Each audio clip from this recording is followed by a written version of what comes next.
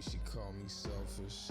Success got them jealous. Shorties killing, wildin', drilling. Tattoos, how they break the news. It was real if you made the news. Last night my bitches came in twos, and they both suck like they came to lose. Dropped out first day of school, cause niggas got cocaine to move. I be going hard, I got a name to prove. Killing them, her name high, make the pain improve. We can send this bitch up, it can go down. We can send this bitch up, it can go down. We can send this bitch up, it can go down. We can send this bitch up, it can go down.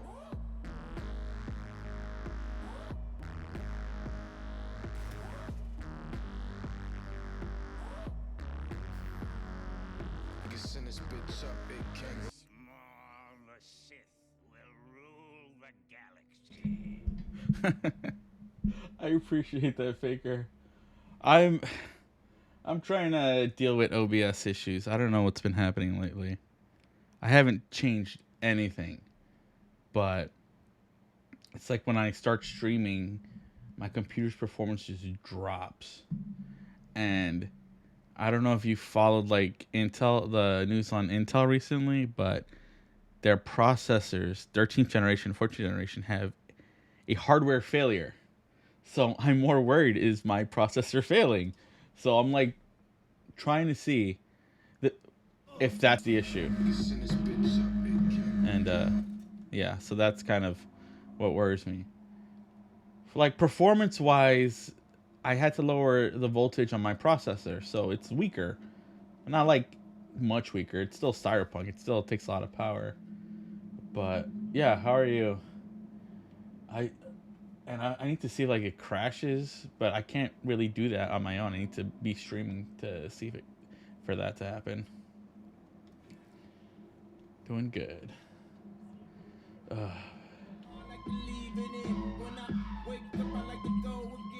let me leave this off. Okay. What are you up to? Hanging at home? Are you out? No, I'm not trying to go to Hanako. And I can't remember if this area was always performance intensive. Usually the big open areas like this, where your vision isn't blocked, that does tend to be harder. But like 40 frames per second bad, I don't remember it like that. But that's manageable.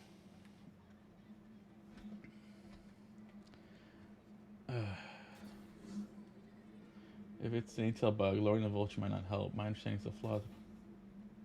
No, yeah. And I lowered my voltage. I have the micro code thing, and I lowered the max voltage so it doesn't go past. It won't request.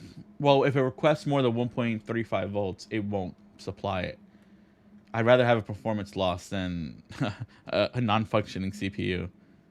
But my God, it's such an annoying thing. Like, I really can't.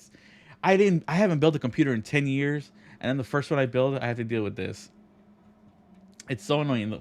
The worst part is that I tried an AMD build first, and it would not boot at all. So then I went Intel, and it's just kind of ironic, really.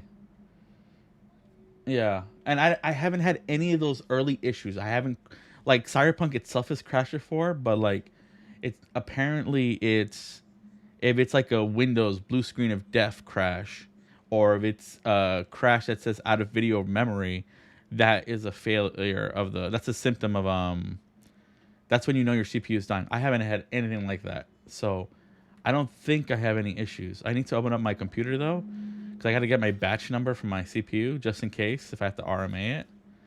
But it's less than a year old. It's about to be a year old though, but they extended the RMA warranty, whatever, for another 2 years, so I'm good. It's just dealing with that will be a pain. Ooh, you should. I mean, AMD's releasing their new processors. What, next month? They're. I mean, honestly, screw Intel. Like they knowingly sold this stuff. They don't care. What else? I will say, NVIDIA, if you can swing it, get a 4080 Super, because it is a powerful card. It is. Let me see if I turn this off. How will performance be like? Okay, it's taking a second. That's really rough. 30. Mm. Why is that? Okay, there we go. Yeah. Okay, I went up to almost 60. I love building a computer. I go for if you can go for stick with air though. I really wanted to go like water, but it's like the air cooler that I have for my processor is amazing. Like it's so good. So good. Like the temperatures on the processor itself don't go high. It's crazy how strong they are. I only paid $20 for it. Like there's an $80 one from the same company that people love, but I wasn't overclocking or anything. What if I turn all this off? I love ray tracing so much though. See this puts me at it has to take a second to readjust the lighting. Okay. Do you have an idea when you want to build it? Like before the end of the year? I would look at AMD though, because they're releasing new processors and like no one's Intel really hurt their reputation. I can't imagine that's gonna recover anytime soon. No one's trusting them right now. Okay, I mean this is better. It's not great for turning off all this stuff. You think it would be much better? Ray tracing.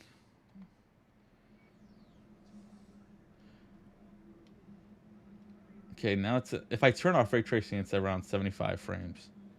I mean that's nice. It's just it's so much flatter. Is there anything you want to play? I mean, I guess Cyberpunk, right? What other games do you play? Baldur's Gate is fun. I do think it has its issues, but I think it's worth playing.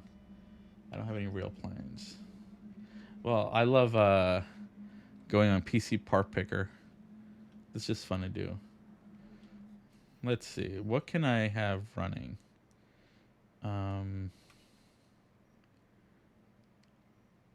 What helps? I need frame generation. Field of view. That's the other thing.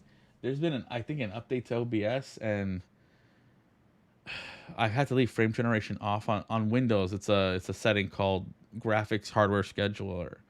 And leaving it off makes OBS more stable. But it also means I can't turn on frame gen, which I'm getting 75 frames a second right now? Let's see.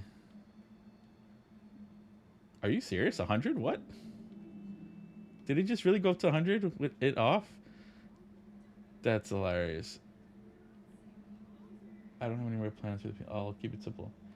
Oh, this is your first time. I thought you've like always been on PC or something. I guess you have a laptop, right? Well, you should definitely build one.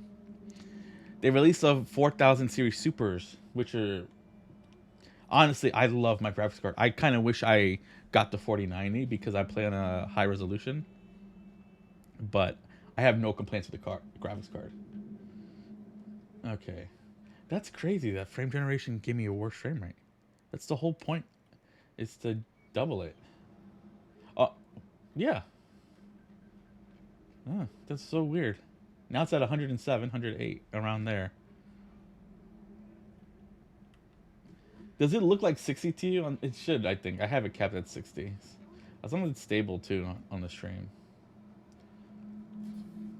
You just woke up. You have any plans today?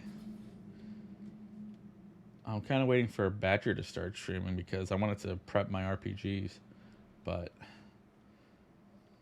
I've been having trouble focusing. Okay, let me see it off again. Yeah, no, now it went down. That's what I was expecting. Also, I have this annoying post-nasal drip thing. It's driving me crazy. It's making me cough so much. Apparently, I have allergies now, which I never had before. So I had to go see an allergist. See what's up with that. At least it's nothing serious. It's just Ugh. Okay, leave it on.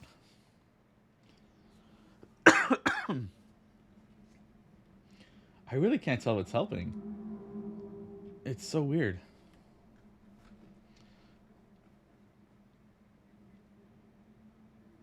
You know what? Let me leave it off.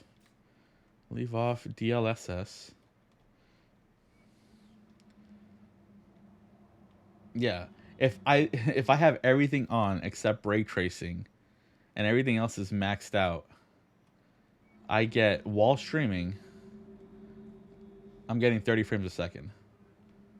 You can't run Cyberpunk and stream with these settings and not have those stuff on.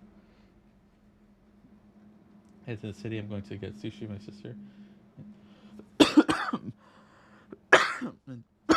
There's my cough.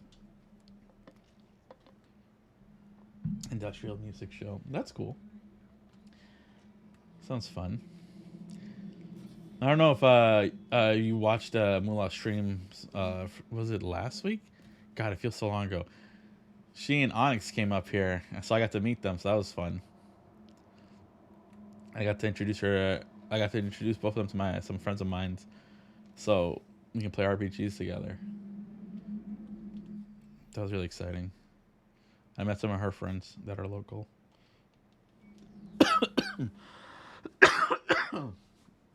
Well, then I got sick, and that's why I have this annoying mucus thing. I haven't stayed out in a bar till 5 a.m. in a long time. Okay. But it's just driving me crazy, this cough. I hate it so much.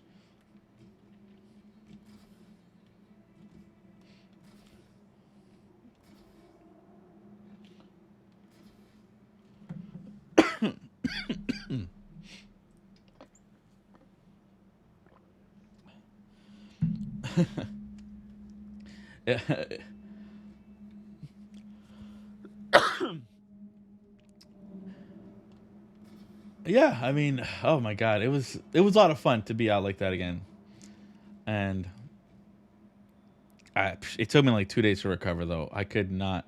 That's why I didn't stream at all this week. I only did the Tuesday game for Star Wars, and then I did yesterday because I was finally feeling regular.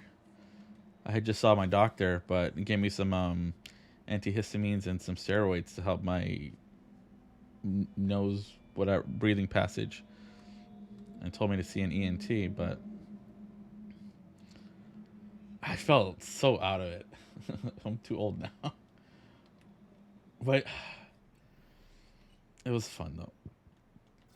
But we do plan on PAX Unplugged in December, so we'll hang out there again, and that'll be fun. And I have a friend of mine who I've played RPGs with, who I introduced locally. He has a friend in Philly, so we get to stay at his place. So that'll be nice, instead of having to go to an Airbnb or a hotel.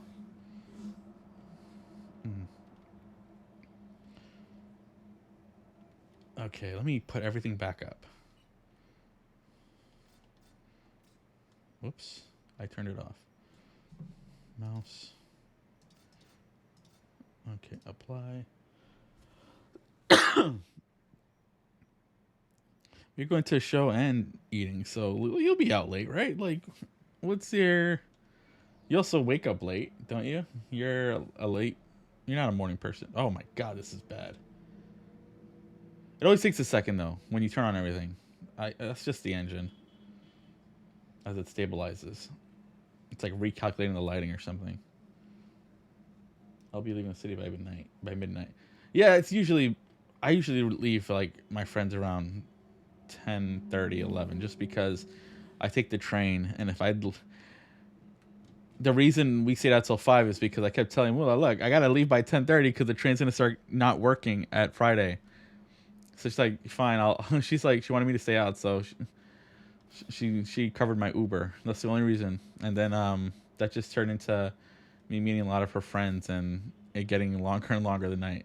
I did get to... We didn't play D&D, but like I did get to like run them through some scenarios and see if any of them are willing to play sometime, because she really wants to introduce them. On Tuesday, her brother is going to be joining on stream. They're going to be playing the same character, so that'll be fun. Because she says her brother has been wanting to try an RPG, and I told her I would run something. I just haven't done it yet. Okay. Path tracing is on. That doesn't matter. What if I do windowed? What is that at 1080? Okay, that's not good. Full screen. It's gonna look rough, but I just want to see the frame rate. Well, I mean, it's 90 frames. Like, I really can't complain. It just looks really bad. I need to fight. That's what I need to do. I need to start fighting, because that's gonna turn on a lot of systems as I get attacked. I need a good fighting spot though.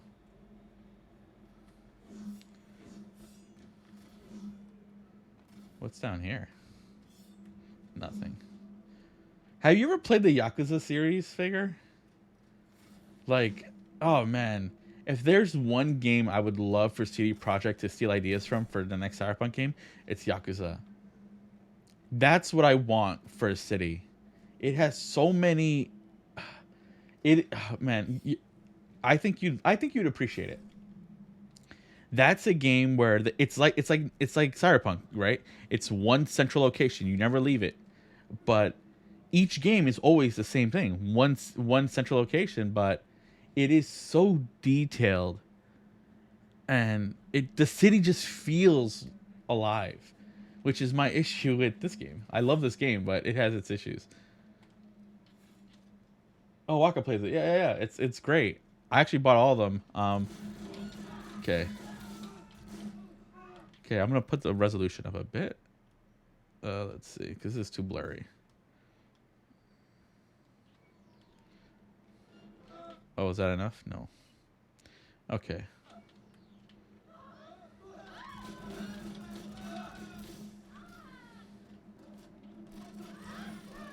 Let's see. 60 frames.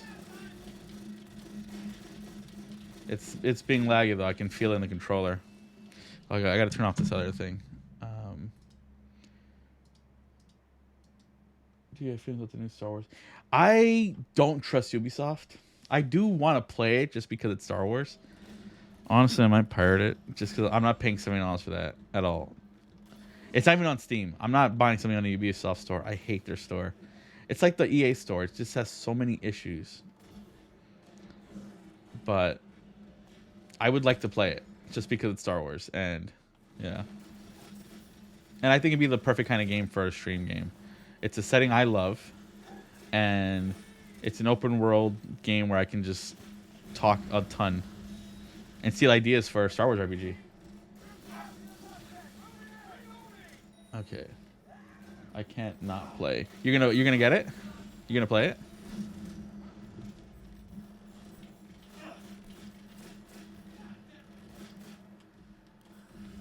Whoa.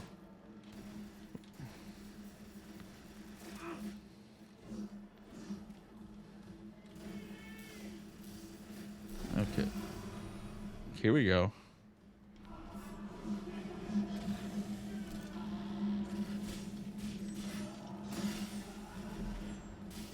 There we go.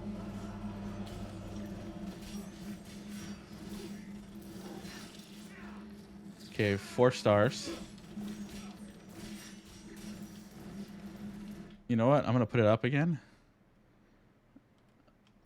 I'll play. Oh, nice.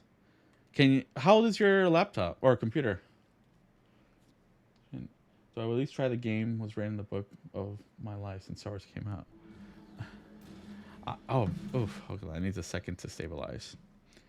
Like my GPU is being used like crazy, but which is good, right? That's what you want the game to do.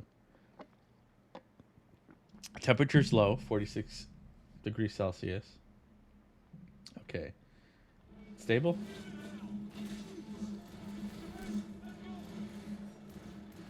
But there's the lag though. I hate that. Why? I don't know what's changed because I streamed the whole thing, right? And like I had everything on before, and I mean I know the CPU voltage stuff, yeah, but like it just let me turn off path tracing. I'll turn that off. Oh, I died. So I fire play Cyberpunk on mid tier. Yeah, mine is my lap. You know what? I might actually just set up my laptop to be like a what do you call it? To hold the OBS whatever machine, because it's what is it? It has a 1060 mobile GPU for mobile laptops. That should be enough.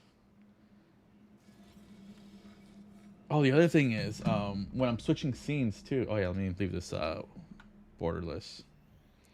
The other thing is when I'm switching scenes is because of this setting. Apply. Okay, hold on. Okay. Setting. Graphics. This one right here. Hardware accelerated GPU scheduling. That's what allows me to turn on this thing. The frame generation. And that's what lets me get a higher frame rate. Hey, Bright! Oh, this is just a test stream, Bright. How are you? I'm trying to deal with some OBS issues. Well, some performance issues. How you been? Oh my god, it's all over the place. But I was thinking, Faker, about using my laptop to stream OBS, to be my OBS like stream machine, and what is it? You know, then I can have the game full. I can fully use my computer for the game itself. The other thing, because I have that option enabled in Windows, stuff like this would sometimes crash OBS. But for right now, it seems fine, thankfully. Which I'm happy about. Also, I finally got to see Bright's snake on stream, which I'm very happy about.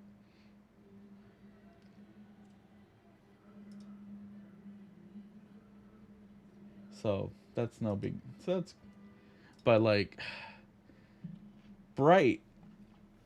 Use OBS, right? Or do you use Streamlabs?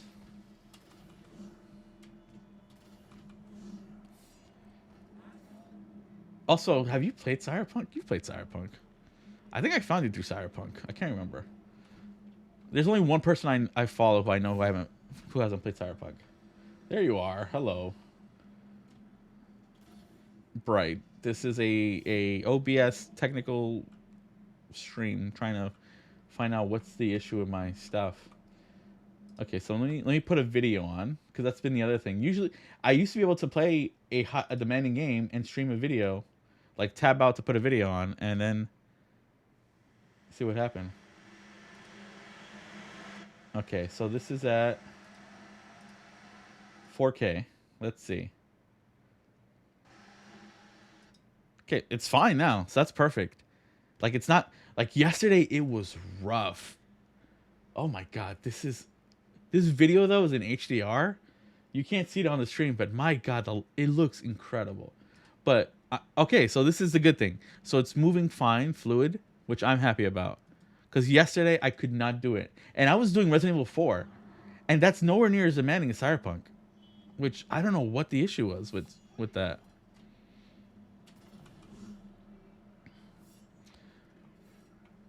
But how are you, Bright? What are you up to?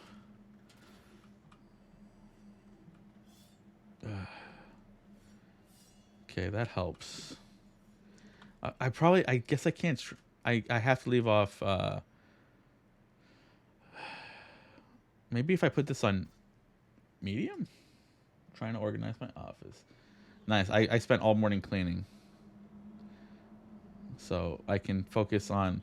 I gotta prepare my my RPG games for Tuesday and one for Wednesday. I'm running for friends. Do you want to play on a Wednesday game off stream? It's gonna. You can say no. Don't worry about it. But it's gonna be very old school D&D. So, dungeon diving, characters dying, probably a lot. But we're all learning it. Okay, let me fight. Sorry, cop. But I need to see what it's like under a lot of action. The game. Maybe 7 o'clock Eastern. I could probably do later. Depends on the players. One player, she's a night person. So if you need to do it later, then that's fine with me. I'm fine with late streams, late night games, and then my two friends. It's up to them really if they can do. Okay, 58. Oh, thanks for talking, Faker. Appreciate it. And thanks for the sub. Okay. 35 frames a second. That's really bad. I don't like that. I can barely... What if I just turn off ray tracing? I can do that. Ooh, okay. Earlier the better for you. Okay. So you're an hour behind me, right? It's right now it's 6:30 for me, so you're 5:30 for you, right? Okay. Okay, with ray tracing, I get a high frame rate. With ray tracing off, I get a high frame rate. Where are the cops? I need to shoot somebody. There we go.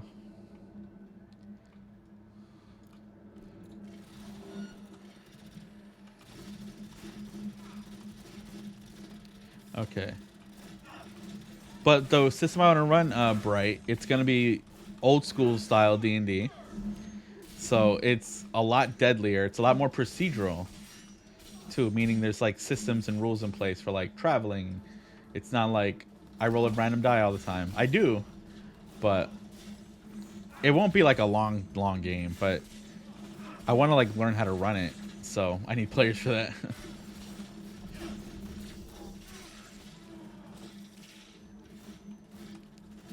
Okay. Oh, okay. But okay, well, I mean, without ray tracing on, I get a great frame rate. That's what matters. But it's just, it looks so much worse.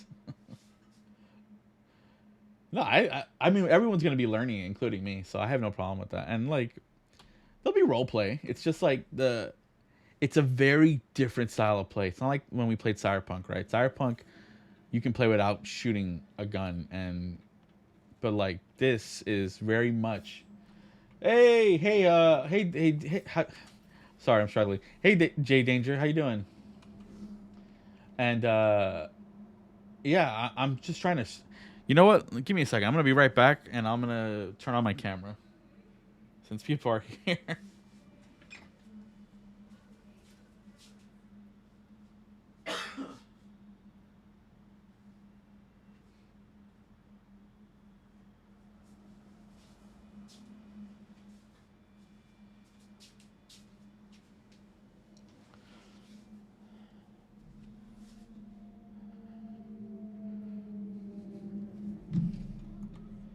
Okay.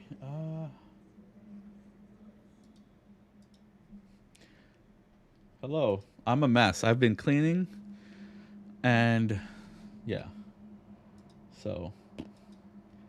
Oh yeah. Let me turn this on too. And I'll put a different background because that's my Resident Evil background. Cyberpunk. Here we go. All right. So yeah, I'm what is it? Danger. I'm trying to deal with some OBS issues I've been having. So I'm like trying to run the most demanding game to see what it's like. I'm tweaking the settings, but yeah, Bright. I'd love to like. It'd be really fun if you think you'd enjoy old school D&D. You're welcome to play. We've only done the one Cyberpunk session. Yeah, there I am. And I really want. I need to have ray tracing. I won't put on Psycho. Let me put on Medium. Danger, have you played Cyberpunk 2077? Also, I've been coughing a lot, Danger, so that's how I'm doing. It turns out I have allergies. No, no, I'm learning. Well, learning. Let me see if I have it on here. Do I have it here? I don't have it here. Give me a second. It's in my OneDrive. Outlook. Watched it. You watched it. Well, it's a great game. Writing is amazing. That's what I love about it, is the writing. Hold on. OneDrive. My files. RPG. Old School Essentials. Where are you? I backed this on Kickstarter. I have the books. I just haven't had it. I ran it a few, like a little bit, like maybe 5 sessions worth. But that was so long ago. I really want to learn it properly. Is it OSR? Oh, here we go. Yeah. So, core, classic. Bam. No, it's characters. What RPG systems have you played? You. I know you do Star Wars, but have you ever played like old school D&D? This is based off. So Bright. This is. There. Do you know how legally you can't copyright video game mechanics? That's a thing. You can't copyright video game mechanics, right? So this will be much easier if I just explain it. Basic expert. So legally, you can't copyright video game mechanics, right? Bright. And so this is a very popular version of Dungeons & Dragons that came out in, I think it's 1977. This is what a lot of people learned on as kids. And it's called Basic Expert, right? So basically, basic was you leveled up from 1 to 3, I think, or 1 to 5, and expert was like 5 to like whatever. And it was a box set, and people, this is what D&D was built off. There was like, the history is messy. There's a whole bunch of different versions, but this version, right, is what this is based off. This is literally using the same kind of mechanics, and it is reprinting those style of rules in a modern like editing format. It is explained so well. It uses this exact same mechanics as those systems, and yeah, and I want to run it. This is we're gonna essentially be playing D&D in the style of in 1977. It was focused all about the dungeon and all about fighting monsters, and you don't level up through like role play. You level up. Each piece of gold that you safely take back to town equals 1 XP. So it encourages a style of play of going to dangerous areas to get gold and treasure, because that's how you level up. Where now it's you get XP for, you kill something. You get XP for doing an adventure. And I can still give that option in here. But no, we would all prep characters together, right? I will have everything for everybody. You don't have to do anything. So don't worry about that. I'll have to message you on Discord. But essentially, it's also really, what's really funny about it. Let me show you. You've done 5e games. Oh yeah. So this is very different from 5th edition. I'm loading up Foundry. Okay. So Foundry. Here we go. That's not the actual password. That's just for like in the thing. But Old School Essentials.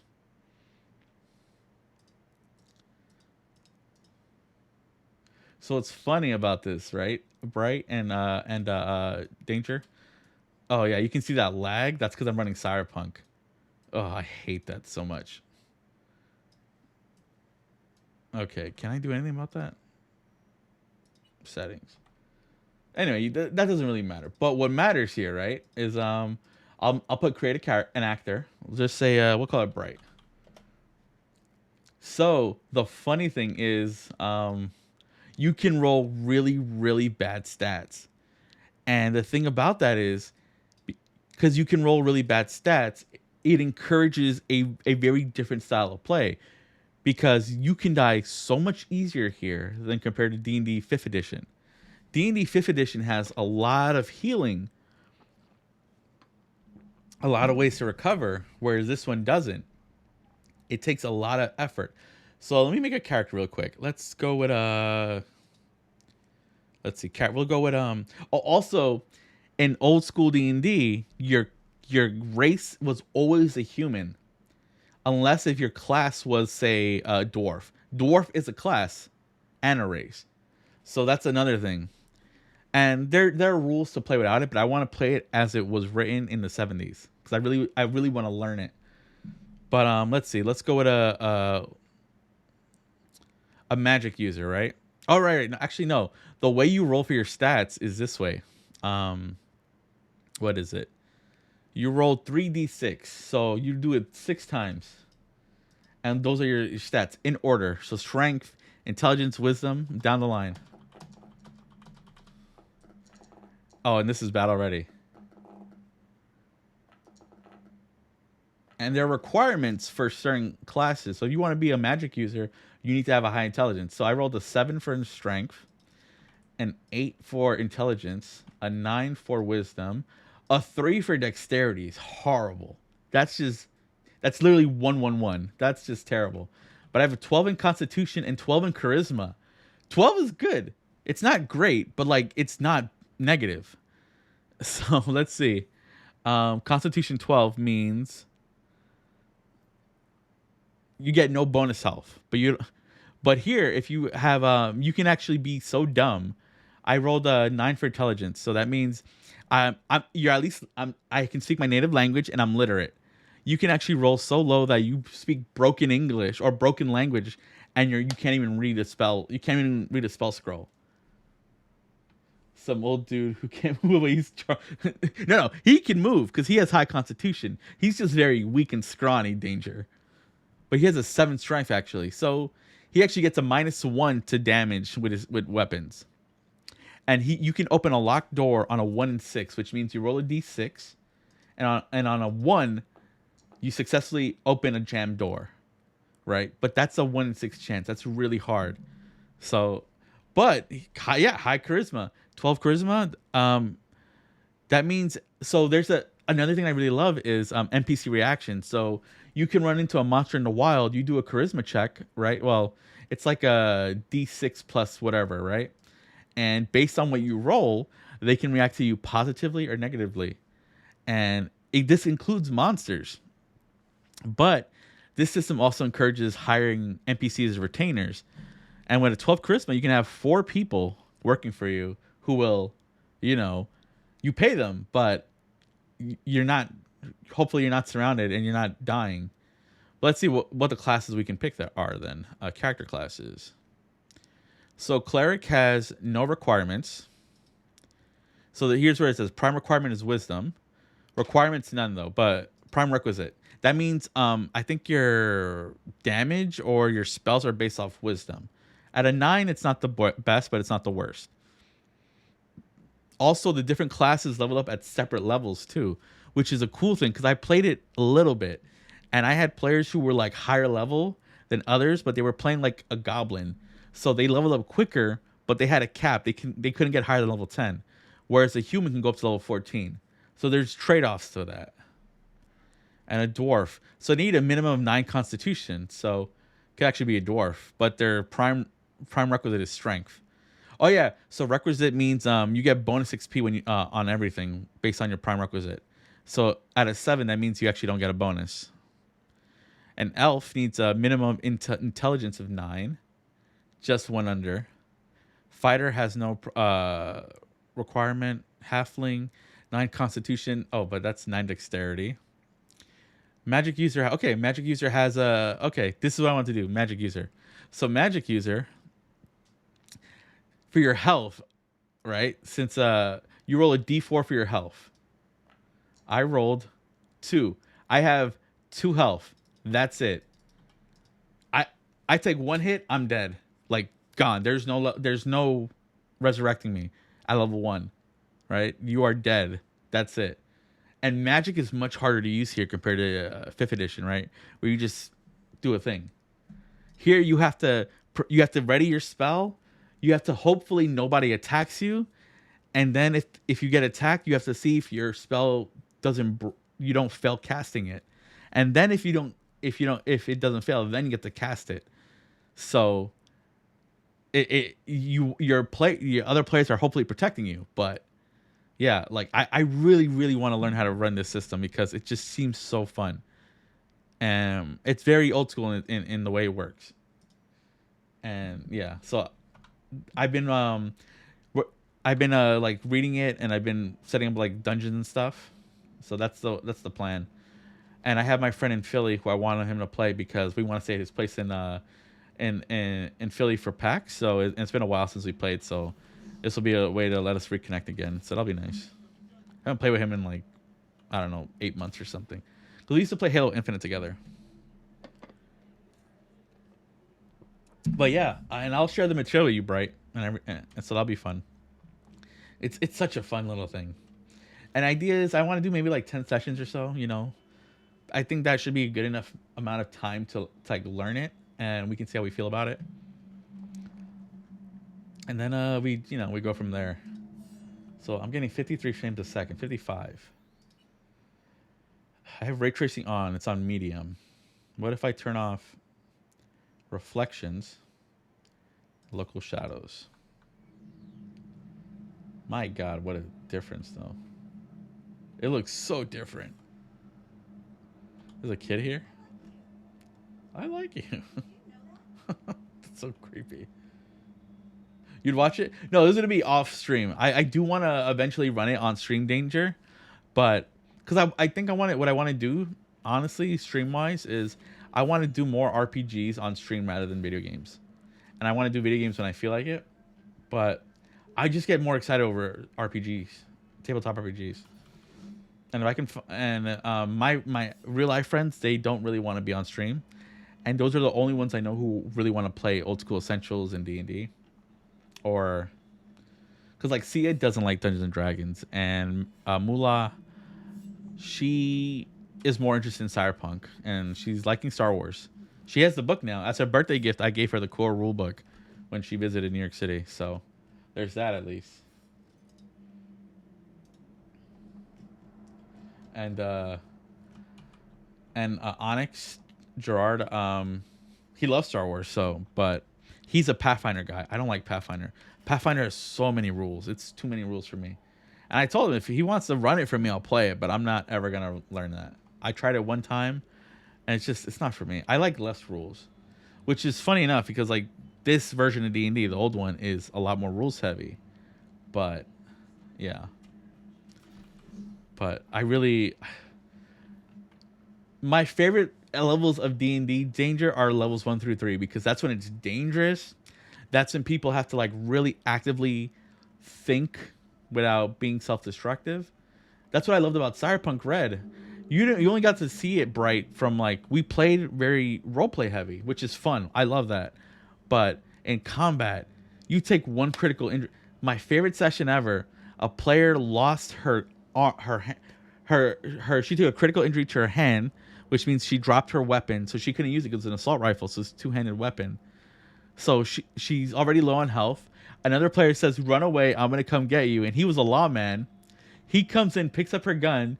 He takes a critical injury to his leg. He doesn't even. What happens is he loses his legs. It just got shot off. So he's crawling away, and then the person who was a nomad, he ran away, got to his car, and drove into this building to save the other players. He's like, "Get in, let's get out of here." And because of how deadly the combat is, it encourages this emergent style of play that I really, really love. I love it so much. And D&D doesn't have that because you get hurt, you almost die. A person uses Cure Wounds and you're back up. Like I love Baldur's Gate 3, but like you know what you see it, right? You go down, you just heal, and that's it.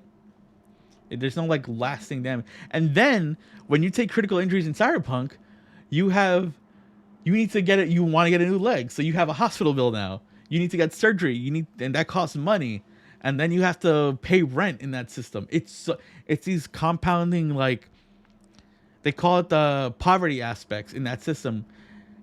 The poverty aspects of that system really encourages this style of do dangerous stuff, so you're not living on the street.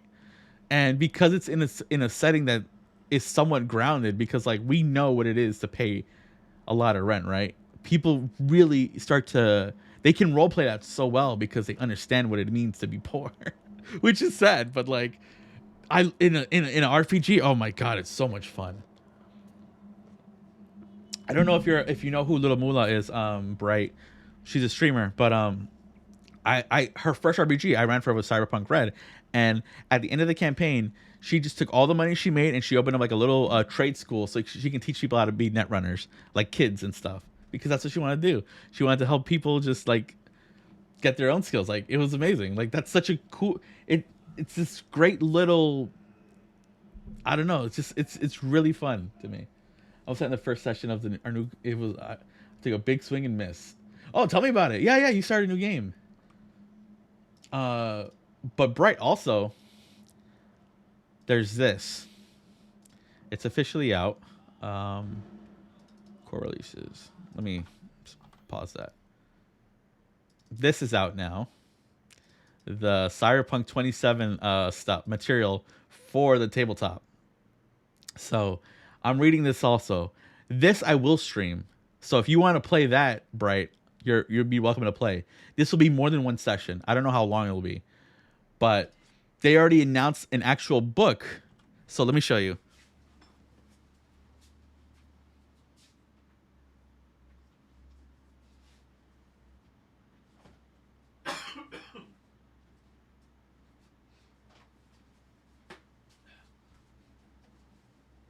Okay. So these books. So this is the core rule book for Cyberpunk Red. They're adding a new book. It's called the settings book, right? Because it's a new setting. It's gonna be 2077 with enhanced rules for like quick hacking. Because they're giving us our first look at quick hacking in the tabletop with this Edgerunners thing, which I'm so excited for. It's actually really cool in this thing, but it's small. It's only a first look at it. But like I love their system for it because I could not have come up with. I am not a game designer. But they also have they have power weapons. They have enhanced smart weapons. They have tech weapons are so cool. Like if you hold your turn to hold a gun, if you don't move, you can shoot through cover, which is how it works in here. But if you're not moving, that means you're exposing yourself to being shot by other people because now you're not in cover. Because if you shoot someone in this system, you either are in cover or you're not in cover. And if you shoot, that means you're not in cover. And because you can't move, you're making up that it's a layer of depth. You're giving more choices to the player, and I love that. It's such a simple tweak to make tech weapons feel different. Power weapons, if you get a crit, you do even more critical damage, and like it's small little things that don't require the player to really learn a lot of rules, and I really want to run it. And have you seen Edgerunners? Right, you've seen Edgerunners. I think you have. So it's nailing every shot long range. Popping B1 battle droids. It's about to breach a door and a command droid came out. I dropped an EMP grenade, but he stabbed me. Activated my jetpack and flew straight up. And he shot me, knocked me out, crashed her. Right, because like because fall damage in Star Wars actually hurts a lot, right? And you take a lot of you also take strain damage on top, right? That's one thing I love about the Star Wars system are the low numbers. I really love low numbers because it's easy to like play up the threat and stuff of something.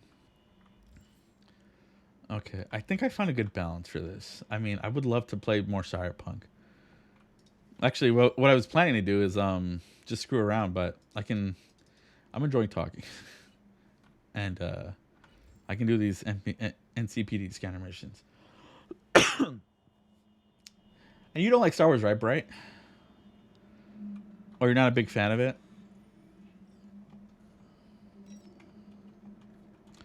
That's how you do. Okay. Because on Tuesdays, you don't have to watch, but like Tuesdays I've been running Star Wars RPG, and oh man, they're all streamers. So Sia, you played with Sia. Oh yeah, you played with Moolah, I think, right? Vampire the Masquerade. Yeah. And then oh yeah, I think you played with them all. Yeah. So who is it? Sia, Moolah, Badger. Oh, and Onyx, yeah. And we're playing on Tuesdays, and it's only the second. We're only doing the third session. But oh, see, in ray tracing, this looks incredible with the ray tracing on, and I hate losing that. But that's how I found. That's how J Danger found me. I think I posted on Reddit, right? You found me, and I was like, yeah, I'm running this, and okay. I love the reflections though. I don't want to leave it off. That's the thing. I don't want to leave it off. Let me see what I'll get now. You're noticing it just drops to 7 frames a second. But look at that lighting. Oh my god. That lighting is incredible. I don't know what happened. I used to be able to run this at max settings. Not like 100 frames a second, but I was getting like 80, 70. I've never heard anyone say it looks amazing with a Miata on screen. I modded this in, by the way, because the cars in this game are terrible to drive. Right? But like this car, the mod, whoever did this did such a good job making it so easy to drive. I can't play without it. Like, I love it so much. Like, I can actually make turns and stuff. I can stop on a dime. Like, it's so good. Yeah, but you can see it's getting all blurry and stuff. The frame rate is way too rough. Okay. I have this on. What do I put you on performance? That puts it at 60 almost. That's much better. But then, I'll leave it on balance for now. I'll keep tweaking it. That's what I need to do. I need to tweak it. Okay. Path tracing. They're so annoying. It's so annoying. Okay, how have I turned off frame reconstruction?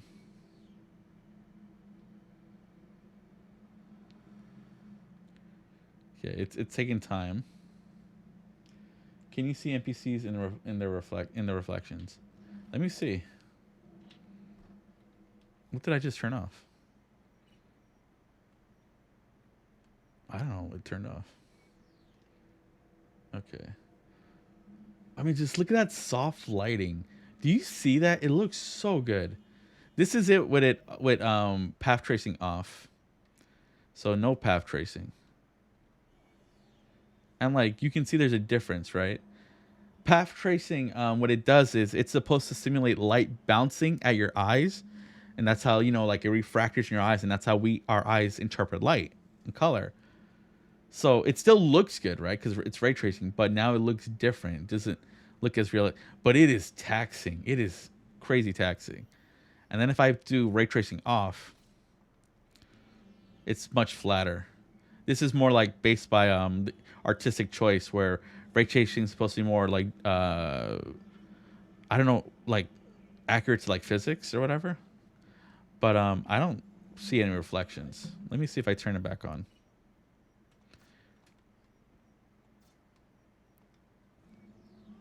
Thing is, I don't know what happened to. But like you can see that, like look at his boots or whatever. You can see that lighting there. Just, oh man. I need it to be raining or something so you can see. But like even like on the car, right? You see the reflections there. I love this setting. This is a great game, though. I don't know what kind of games do you play, Danger. You were mentioning like Apex and Apex. Not Apex. What's that?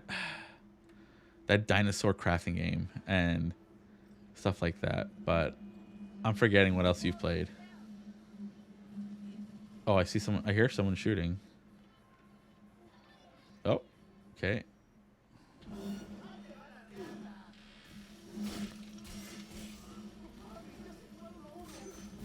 And just like in a tabletop, melee weapons are so deadly.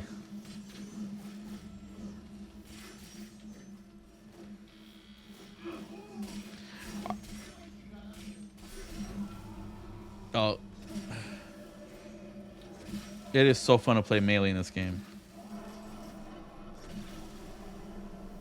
So right now, anyone who's near me gets shocked by electricity. I just started a new game of Empire of Sin today. I don't know what Empire of Sin is. Is that a strategy game? been doing Fram Sim lately and Starfield. I downloaded Starfield because I have it on Steam. Cause I just wanted something like, I mean this not as an insult, but like, you know how like Skyrim you can just play it and not really, you can just like turn off your brain and play. That's what I wanted for Starfield, and just like fly in a ship. That's what I want. So I downloaded Starfield. I just haven't gone back to it. I don't think I want to stream that because I want something like mindless. It's not really a thing I think I can play that long either. Yeah, turn-based game and prohibit. Oh, okay. Oh, I think I know. I think I know that. Empire Sin. Then that sounds familiar. Oh. See, 50 isn't so bad. It's not great, but this game is just so gorgeous. And look at this lighting. I love it so much. Like, do you see how it just puts a glow underneath the ground? There's a soft yellow purplish glow as it changes. I can't get over this. This is one of my favorite areas to drive through because of this lighting here.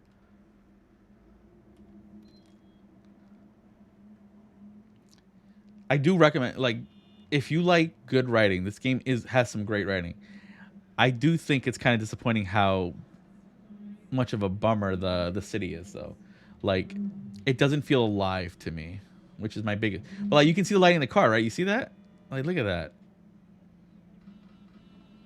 It just looks so good. I want to find out fun, but my friends are like, what kind of multiplayer stuff do you like? I have a hard time finding multiplayer games I like.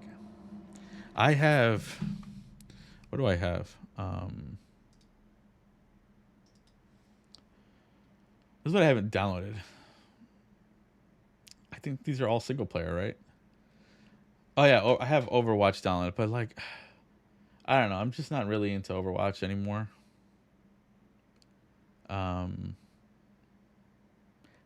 2 is fun. I've kind of got bored of it though. If my like friends are all on, then I'll play with them, but I don't really play it on my own anymore. And then yeah, that's really it. I have Vermintide. I used to play with my friends. We didn't play it a lot. I have 25 hours, so yeah, I have almost nothing. And then Darktide. How much do I have in this? I have 10 hours in this. So yeah, I barely played these. I was really hoping I'd be more into it. It's really tough. I like the idea.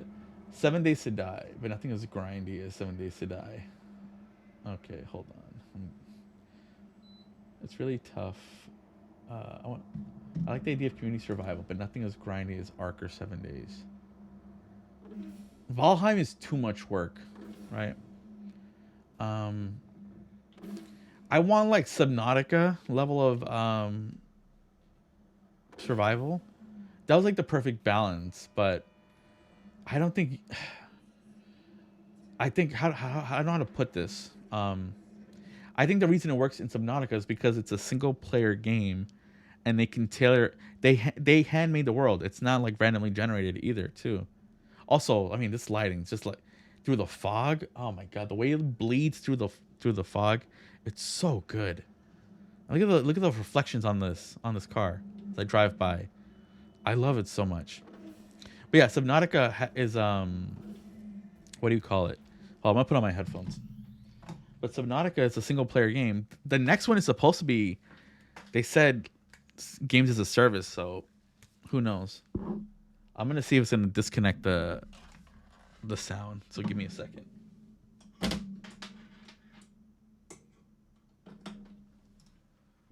Okay. Let me know if you can hear it, because when I switch from the speakers to my headphones, sometimes it causes an issue. All my friends are playing that new terraforming game. It's like Terraforming Mars, right? Is it that? Oh my god, there's like a high fog weather right now. It looks so good though.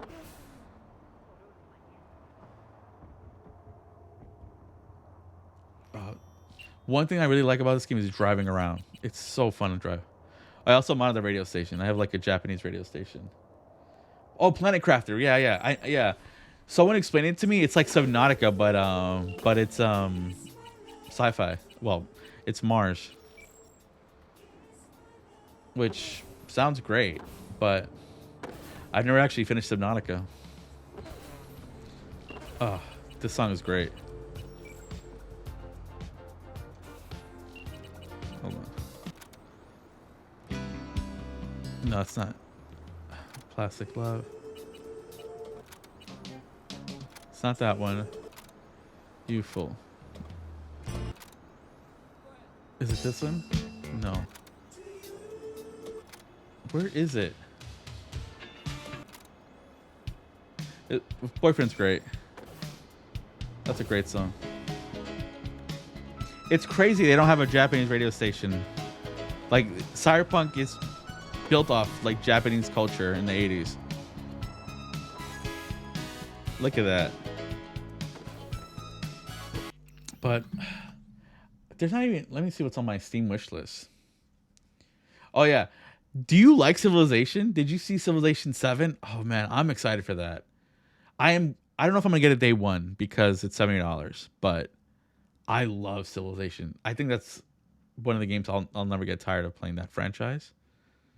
How do you access your wish list? Shop.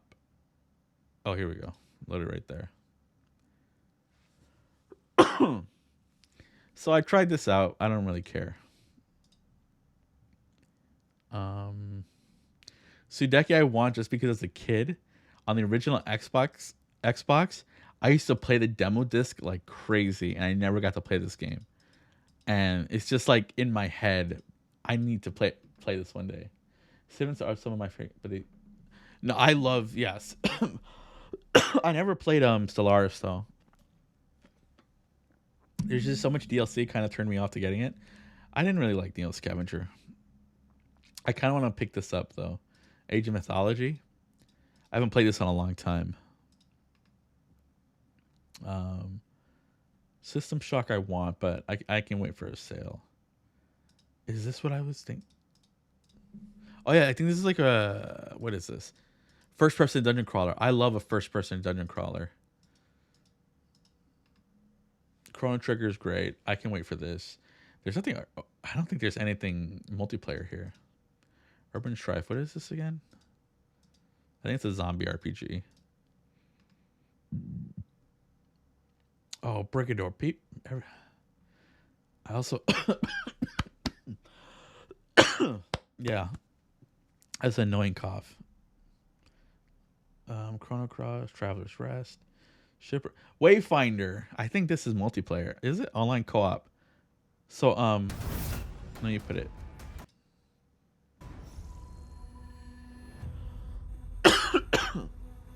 I need to read reviews on this. Wayfinders. Right? Do you remember the fall? But it's a co-op like dungeon crawler, essentially. Starlight. Which is fun to me. But I have found your And it is a games as a service, but they released an update where you can play it offline. So if it ever goes down, it doesn't matter. So there's that. Nothing will stand of the irons. Wingrave. I just gotta read up reviews on it. Because, you know, it got sold off, so I don't know if that's because of quality. Child of the maze. Okay, this isn't really much of a trailer, though. I need to see gameplay. Every syndicate. I said front gate, check it. I like the art style. It reminds me of I can't remember. There was this MMO. Was it Planets? No, PlanetSide is a shooter. But yeah, it's a co-op RPG. We need your So this looks like it'd be fun for me because I do love MMOs. There just hasn't been an MMO that really caught my attention. I want Diablo 4, but I'm also waiting for it to be like cheap because Blizzard is Blizzard. Let's see what else. There was I heard a lot about Enshrouded too. I don't really know anything about it. It's a survival game, right?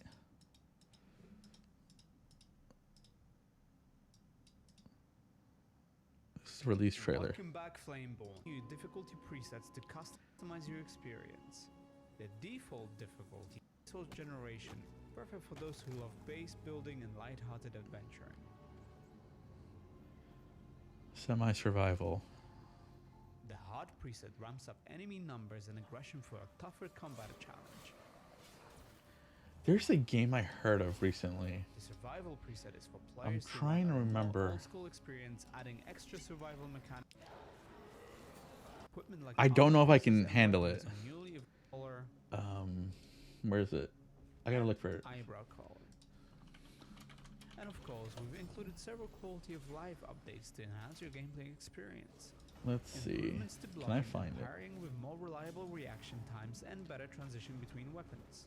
A reworked crafting menu featuring bigger preview images and easier navigation. Okay. It's closer to Several points of Valheim interest throughout Quest. the world Okay. have been reworked or improved. We've also play changes were made concerning the comfortable usage of wands and staffs. The survival What I like is that mode it actually is looks. early game. I don't need a game to be like graphically Make sure to read the full amazing, patch notes. but I appreciate that it doesn't look terrible. Features and improvements. Is it this game, Dungeonborn? Dungeonborn. Yeah, okay. This is on my wish list. Oh, it's free to play. Look at that. So this is player versus environment. So I don't know if I can deal with that. Like, but do you know Escape from Tarkov? I think it's like that, right? You go around, you're finding gear, and then but it's an RPG. Well, it's like in a fantasy world. And it looks nice, but I'm bad at PvP.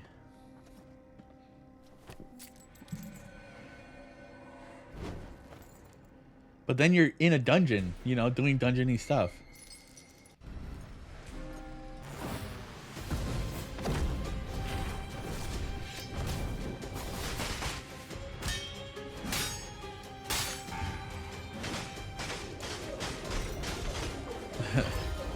So you still fight the environment, right? So it's all that. But then, you know, a player can come and kill you. I'll link it right now. Like, it looks really fun. And it's free to play.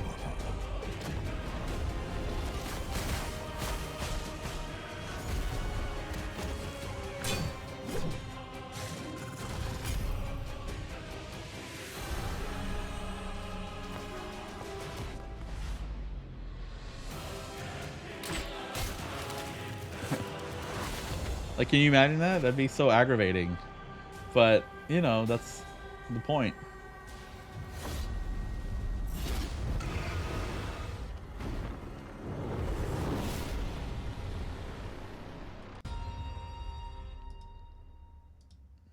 Here you go. If you want to check it out. Yeah, so yeah, survive the dungeon. Dynamic visceral combat. Build, crafting, and trading. Arena, and more to come. So yeah, I don't really know how it plays though, because I never played it, but it interests me. But it also looks like something I get really mad. And let's see, wish list. What else is on here? I think that's it for. I mean, Civilization 7. I'm definitely gonna get someday.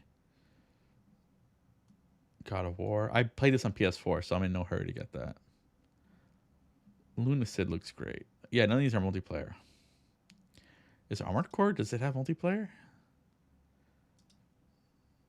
I don't know if you ever played like mech RPGs, like mech games like Hawken, or what's the one on Xbox?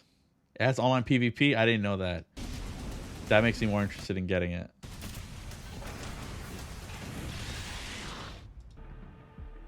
Oh man.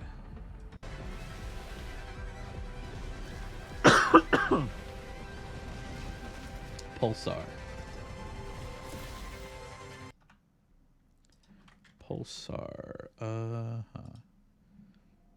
Oh, this is VR though. This one?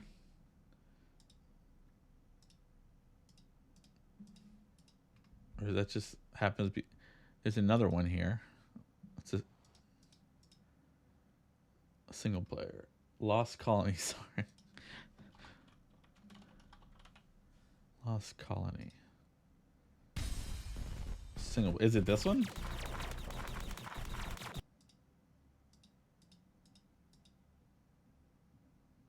Okay.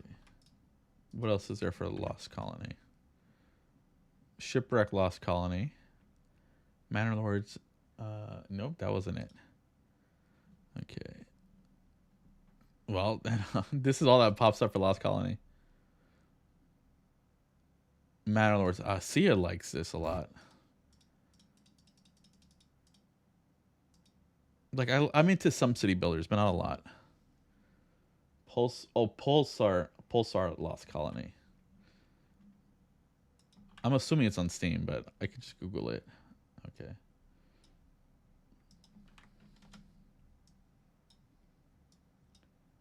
Okay. There we go. Is this it?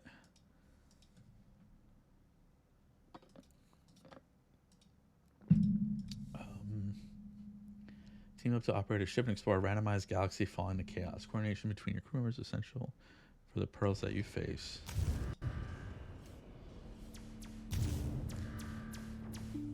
Why is the frame rate so bad?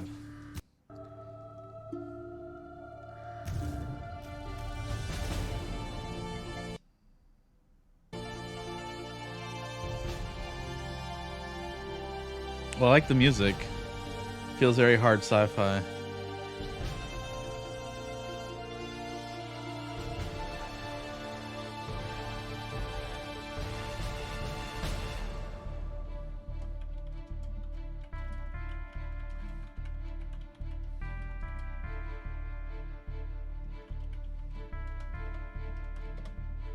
Online co-op to 5 players. Alright, so is this supposed to be like Star Trek?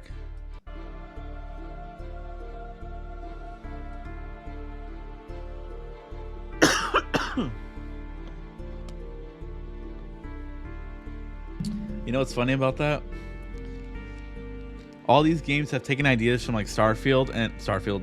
Star Citizen still isn't out. Explore a dangerous galaxy.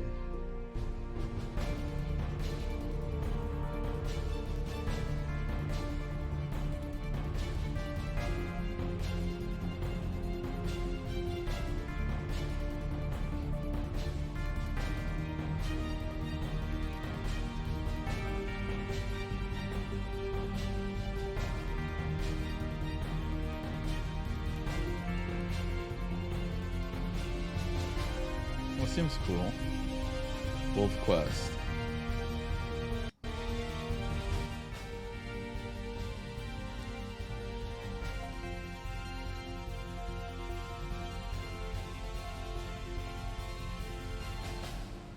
See, even with Cyberpunk pause, for some reason, that's bad. What is this? This looks so dumb.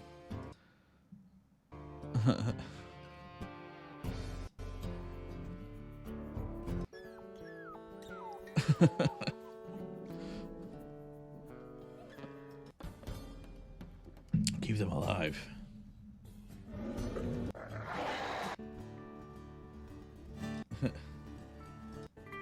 I don't think I can play this.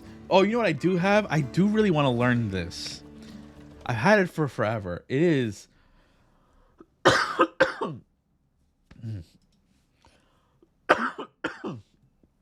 such a hard-looking game to just get into. But it's just a sandbox. And I have it. I just haven't really learned how to play it. I've heard so many amazing things about it.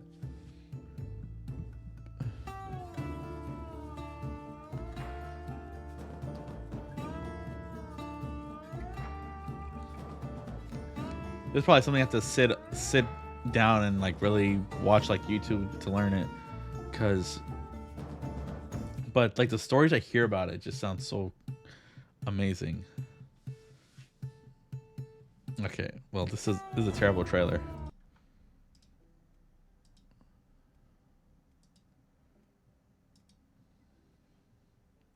Yeah, it looks old, but it's not even that old. It just looks ugly. But yeah, I don't know if I would stream that just because. Yeah, but it's one I really want to learn. How old is this? This is from 2018. See, it's not that old, and it looks like that. But like the mechanics are supposed to be like really strong, and I have it. I just never. I tried it a few times. It just goes over my head.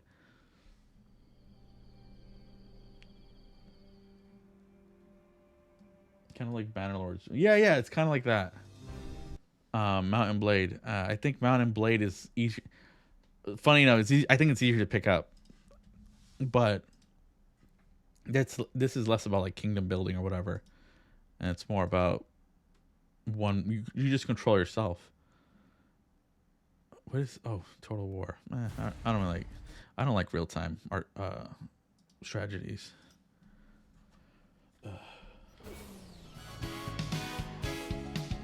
Oh, hold on.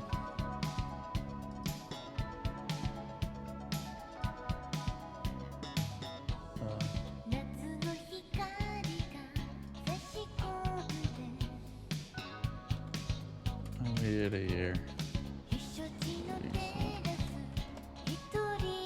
Okay. Oh man. Wait, no, why'd you stop? There we go. See, now my frame rate's much better. It's at 70 something. And I have it maxed out. Okay, I'm gonna put it down a bit though. This is kind of loud.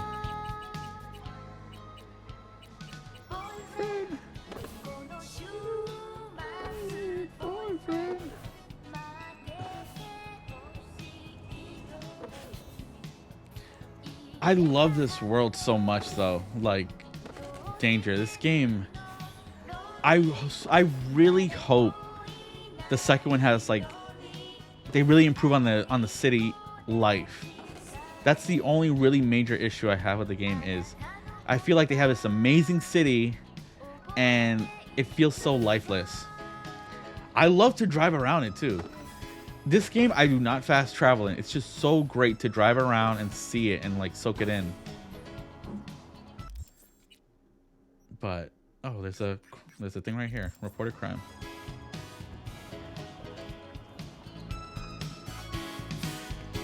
Okay, how do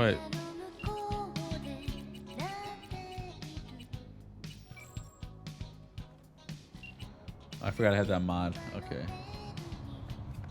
It isn't in great shape though now, the game.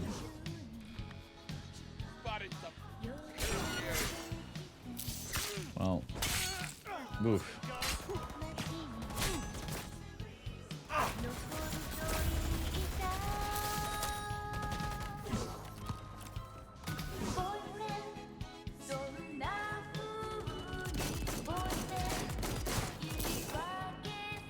Didn't have to get tech for that. Where the crypt? Yeah, I also kind of want Hitman. I was gonna pick it up during the Steam sale, the summer sale, but they had like the base version for like $5, and then to get everything was like 70. I was like, this is annoying. It's so annoying. Make it cheaper. It's been out for years already.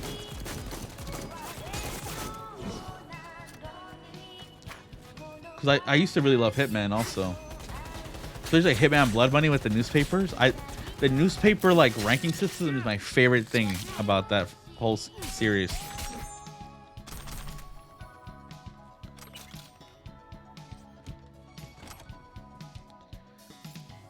John Quaid and Aiden Rackins. We got the dealer. Okay, one who's selling our turf. Oh, my favorite thing about playing this game though is that I can just play it and I can steal so many ideas for the tabletop. It really helps. There's some ideas in Jedi Survivor 2 that I would take.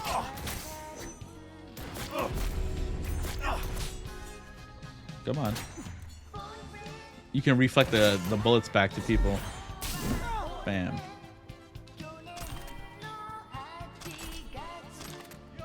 Get the Cash cow. I downloaded it. Get frustrated.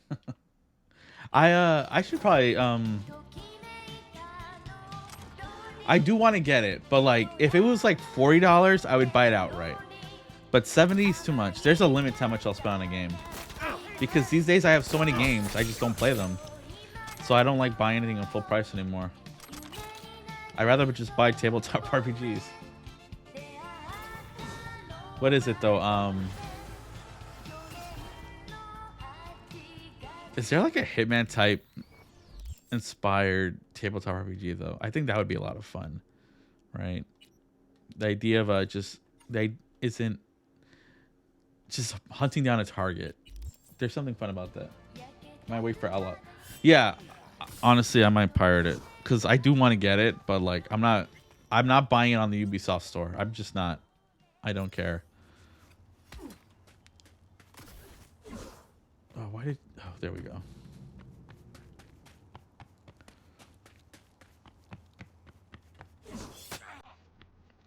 Why are you hitting him?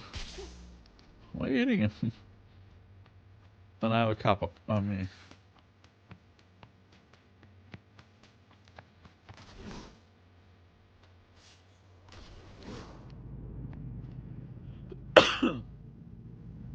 I do love exploring the city though.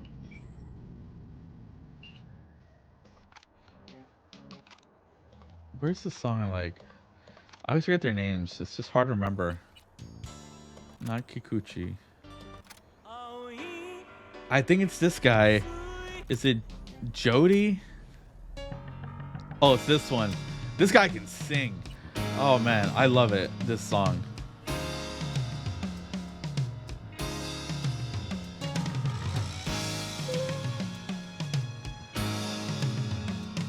The thing is, he hates streaming. I don't know why. I wish he didn't, because I have to pirate his music to get it. I can't stream it. But man, I wish I understood it.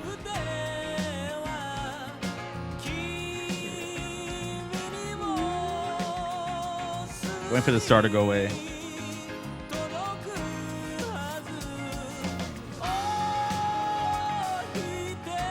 Yeah, I really like. It's so good.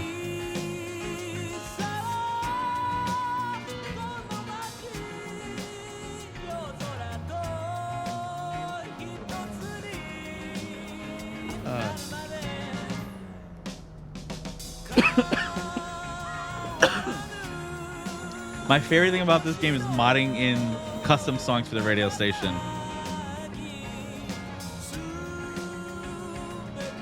I don't know, it makes driving so much more fun.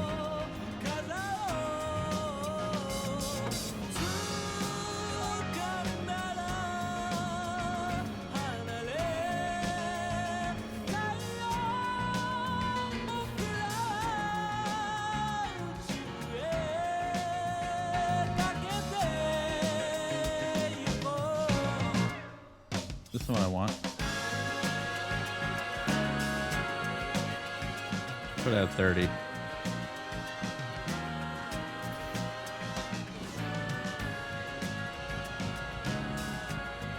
I was trying to sneak in.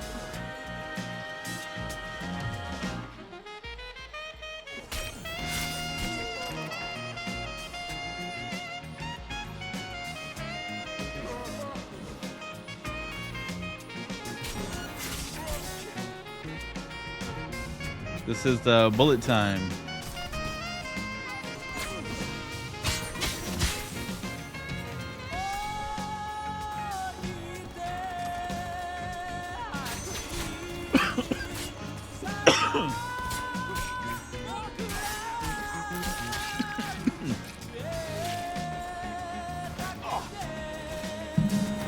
Oh, my throat, man. I'm so tired of this. I don't even know what allergies I have because I haven't been to allergists yet. Or allergen? I don't know.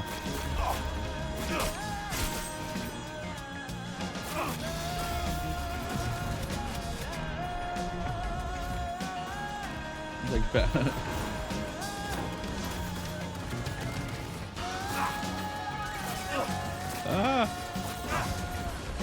I'm trying to slide because if I slide, I have a perk that lets me like slow down time. While I'm aiming, though. It's really hard. Okay, there's way too much going on. I gotta use my sword.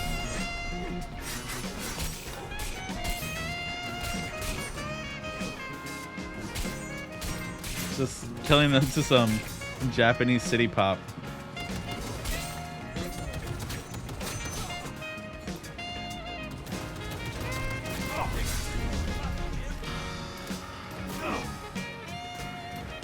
Okay.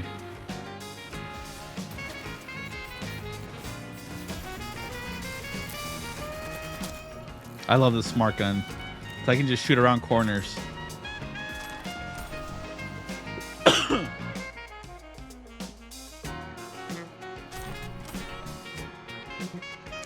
Wow, they got a lot of loot here too. Look at all this. There's a bunch of knives.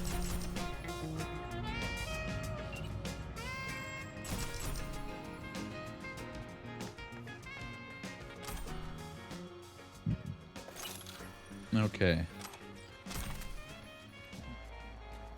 Oh, this is too heavy. I can't put it away. That was a lot of enemies.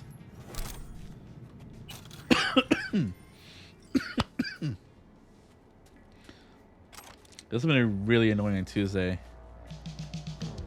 I'm gonna have to talk a lot.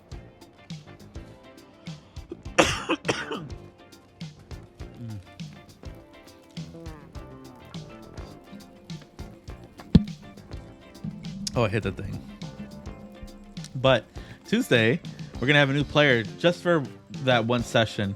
Moonlaw's brother is coming, and they're gonna play both roleplay Greta, so that'll be fun. It'll be his first RPG experience too. Yeah, I know. It helps. I really need something spicy. I should get like some ramen. That would help a lot. Reporting status. Striker's now responding to orders. Give them a final warning. Done. No response. Workers need to block factory entrance. Call to end illegal strike. Oh, dear Mr. Alito, we will not be ending the strike. We ask you to pass on our demand that Michael Caddick pay all remuneration due to his co-workers. Sincerely, Jacob Taylor. Dear employees, your boss, Michael Caddick, is now working with Militech and has requested a corporation's assistance in resolving the situation. Thus, pursuant to Art 189 of Directive 2045-03-NC, Michael Caddick's factory is now the temporary property of Militech International Armaments. Effective immediately, the factory and adjacent property fall under Militech jurisdiction and shall remain so until the crisis is resolved to the satisfaction of all parties. In regards to the above, we would like to inform you of the following. No union organization may announce a strike before the conclusion of the negotiation stage with Militech, i.e., the current strike shall be considered illegal. Any cost to the employer that may arise from illegal strike activity shall be borne by the striking party. Any employees of Michael Caddick's company refusing to end the strike will be considered terrorists and shall be treated accordingly. Jesus. This is what I love about this game. I can just steal so many ideas for the tabletop. And the funny thing, and the sad thing is, like, we saw what happened with the rail workers, like, in last year, right? Like, they made that strike illegal, and then Congress basically, was it Congress? Biden? I can't remember what it was. Made them go back to work. They did get a lot of good stuff, though, apparently, but that's not so far-fetched. That's like it's not so unbelievable that would happen. That's basically what happened in 1900s, right? Okay, I'm gonna turn this off. Well, not off. I'll put it down. I'll put a different station. There are in-game stations, and the audio is much better balanced. Okay.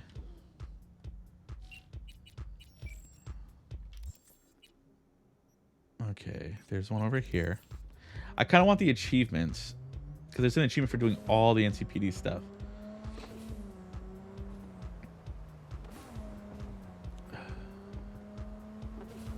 But yeah, Tuesday, I've been thinking I really want to do lean in on the casino stuff. Because her brother's gonna be there, so It'd be fun to give Mula and Greta, the character, a lot of time to shine, so she can like role play her and build up some ideas on her. So I don't know what I want to do casino wise, like, but I want it to be something where, you know, trouble happens, right? Okay.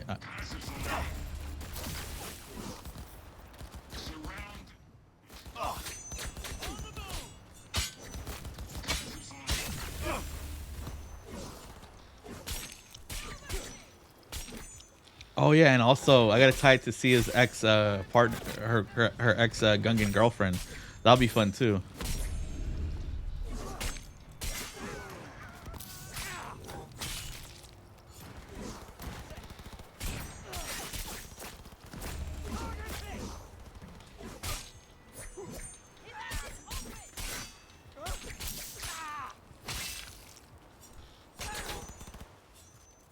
Come on, there you go.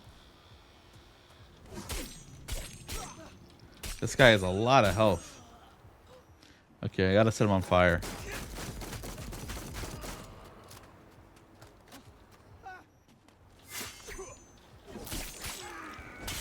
Nice.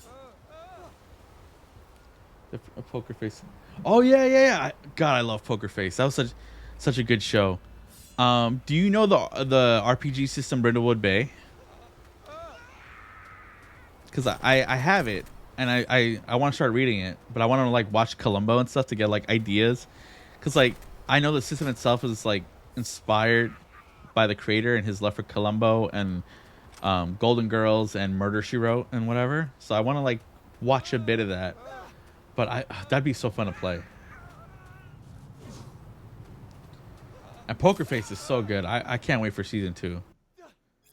Got a problem. Sure do. Supposed to be done already. Client's getting anxious. Just listen. Well, underestimated those Karoshi runners, meaning what? Can't hack it externally. Gotta get closer. Jack into the local subnet direct. So what are you talking about? Just do it. So we gotta cover me when I jack in, meaning we double the rate. I'll ask. Client will play. Just get it done. Preem. So the Preem emote in the... Since, what is it? The emote that says Preem, that's from here. Preem and Choom. The D10's a critical success in Cyberpunk Red. Yeah, Poker Face was so good.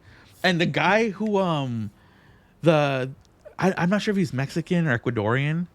The driver guy who's from Law and Order, like, it's the first time where I see, like, oh, this guy can act, right? Like, I mean, he's fine in Law and Order, but, like, you know, whatever. But in Poker Face, oh, man, he was so good. And every episode was just so amazing. You know what, actually? I might take the ideas from the metal episode, right? That'd be was it the metal episode? The metal band? Because Coco Squanda she's like a dancer at this casino. So that's kind of where I'm leaning towards it.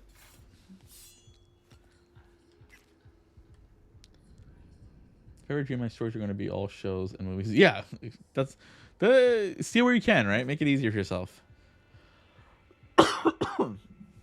Easy ads from George to Zeitgeist.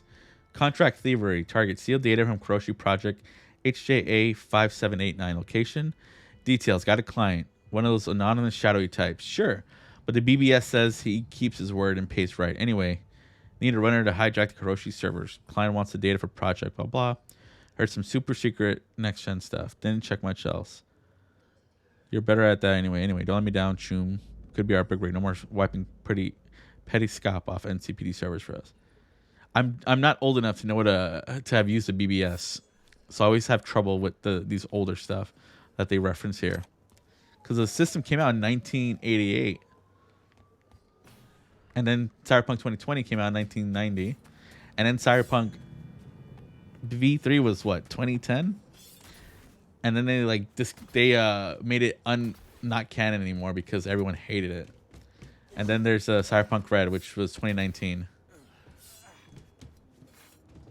It's funny how much how hard it is to understand the internet based on what generation you're from in this year, because like it's basically inspired by 1980s BBS servers and but then with the data crash, everything's like kind of like I imagine everything's kind of like AOL, like how everyone connects to this. What am I looking for? Oh yeah, maps. I'll go here.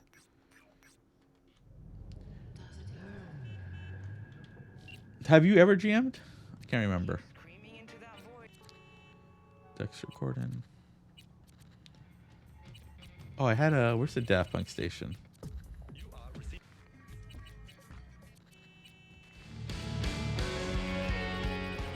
Rammstein. Dark Star. Not that one.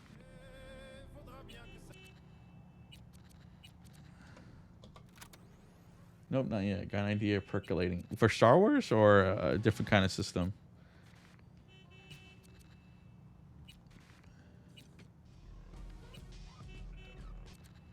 Which one is it? Night mode. Here we go. I don't want that. Ooh. I don't want that. Tempo. Oh, Instant Crush is amazing. I want something else, though. Not Robot Rock. You know what? This is perfect.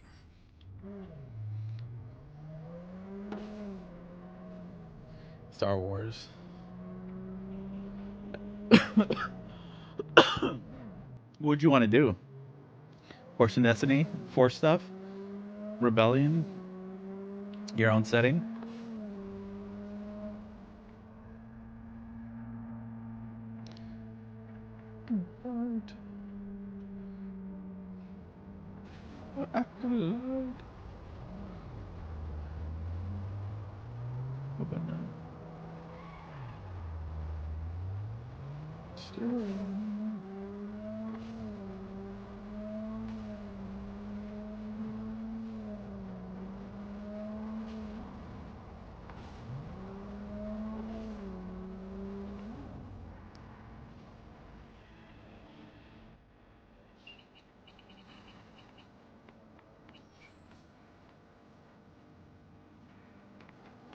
Let me sell my junk.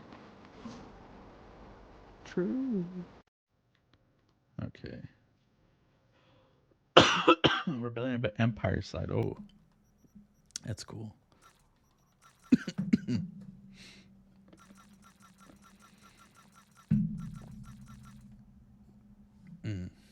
I would really like to explore the Force stuff. To what extent, I don't really know. Oh, looks like I have this.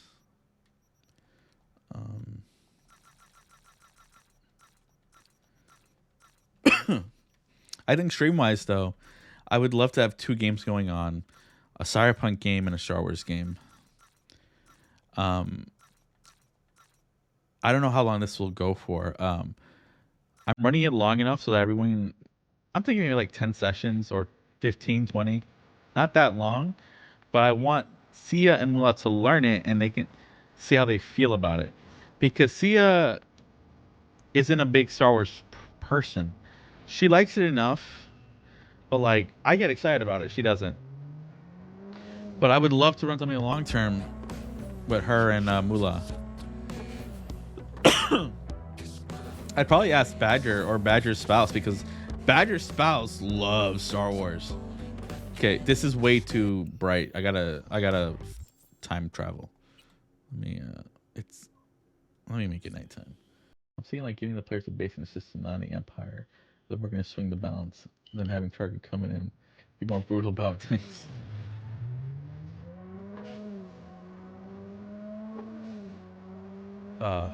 See now this is night music.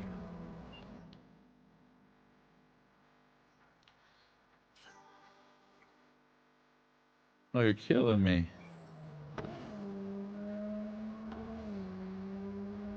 What I would like to do is I'd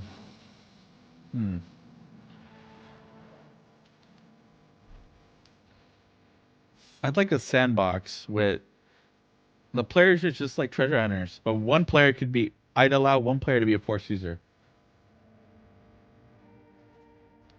but it has to be a player who I know can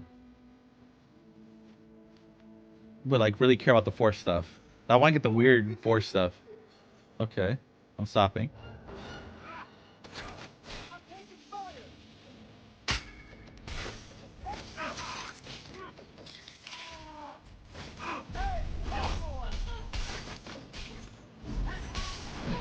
Ooh, 2 for 1.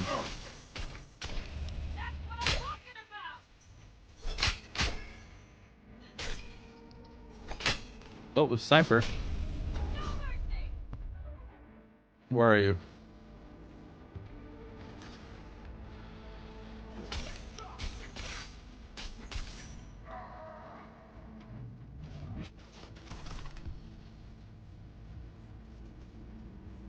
I wanna fight you. Okay. Hey, cowgirl, how are you?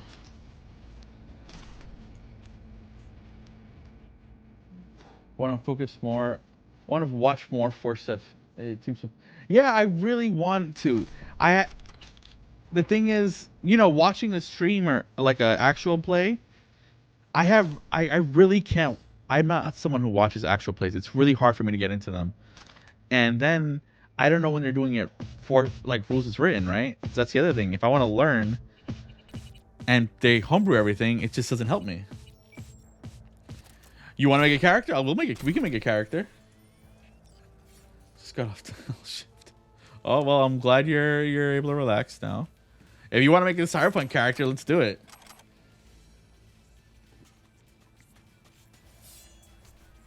Oh, I'm on fire. You're welcome to make one too, Danger. I'll just fire up Foundry.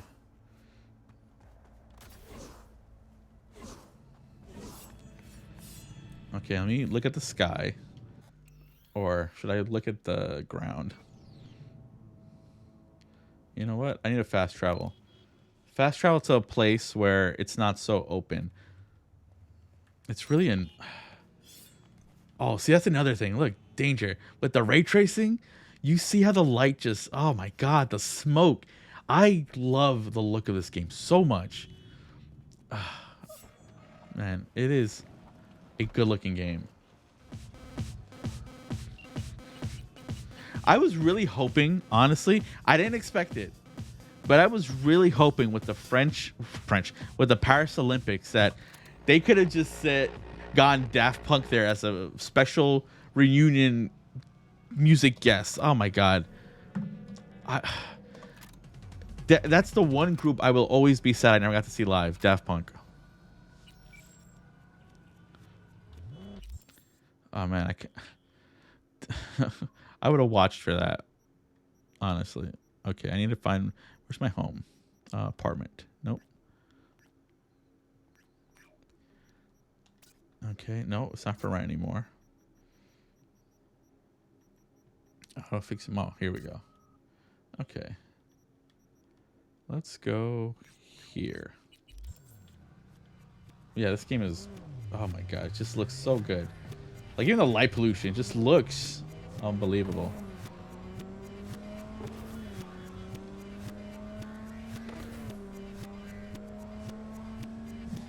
But yeah, cowgirl, whenever you're ready, let me know. I'm gonna drive to a spot where... Oh yeah, also, Danger, what I love. The districts, man. Oh, you can just tell you're in a place now. There's money in this area just by looking around. Like, they really did an amazing job with the look of the city. Just need as a way to test out 5e character concepts. Well, if you want to make a Cyberpunk character, I can help you. Yeah, the streets are clean. You can see like there's fake foliage. It looks like there's money here, right? Like you can feel it. They did such a good job with the city. I just wish it had more like life sim aspects. Playing a Shatter Kai. Hexblade in a Furbog Circle of Wildfire. Circle of Wildfire is a lot of fun. I love wait, not Hexblade. I like Blade Singer. Got a minute. Yeah, whenever. Let me know. I love the Blade Slinger Wizard though. Such a fun design.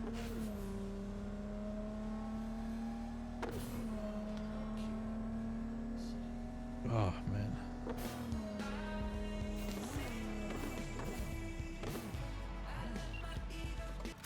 I want a different song.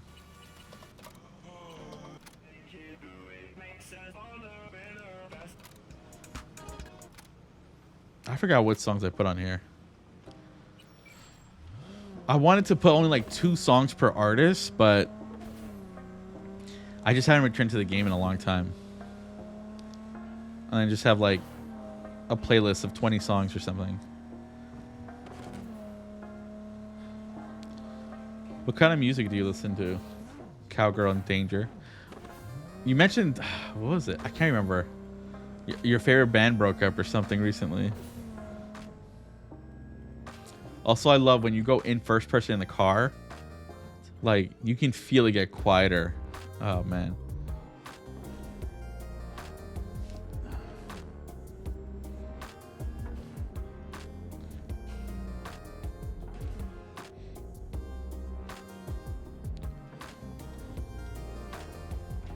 Okay.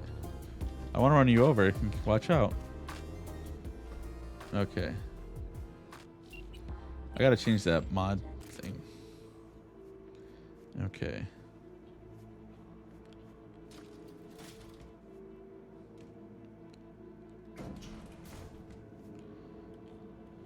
You know, I'm gonna lower some stuff. I guess I'll turn off this. I'll put this at medium. Maybe that'll help. I mean, Tom Petty, Tim and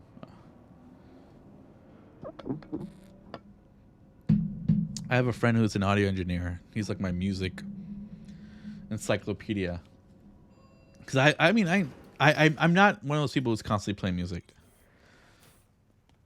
I have like tinnitus, so eventually it just starts to really be a pain in my ear, in my head. So I can't. But there are sometimes like, man, I was watching. What was I watching? I was watching like Samurai Champloo, and like that music there, with Nujabes. Then it's like Fat Joe doing beats, and it's like I spent like all day listening to nothing but like early 2000s rap and R&B. Okay, I don't want Hanako. That's one thing I find annoying is that they constantly select your mission for you. Okay.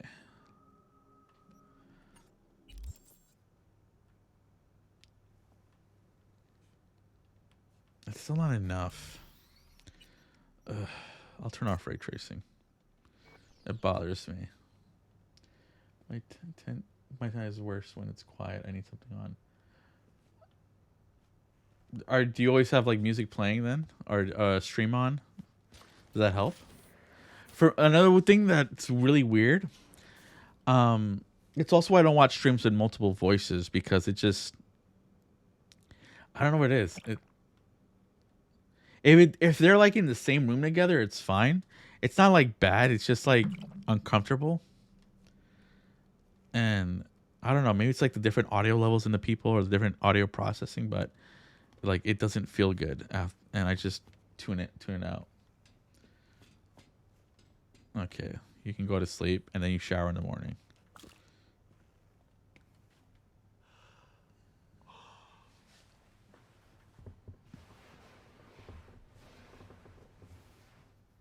Okay.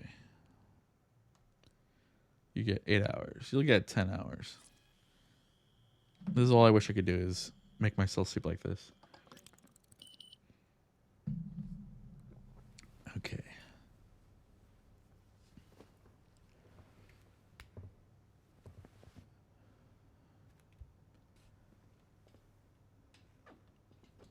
You know, I don't really like lofts. I like walls. I would hate this.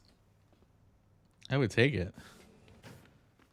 I don't like this bathroom either. This is a terrible bathroom.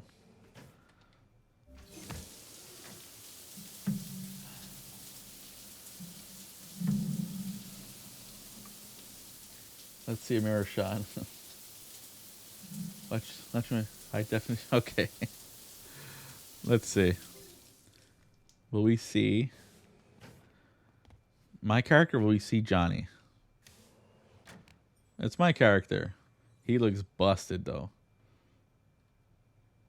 Stop looking. Okay, you're back. Frame rate is decent. So let me get down here. Okay. I'll put some. What do I want? TTRPG makes. I'll just leave it on desktop capture. I'll put some background noise though. Okay.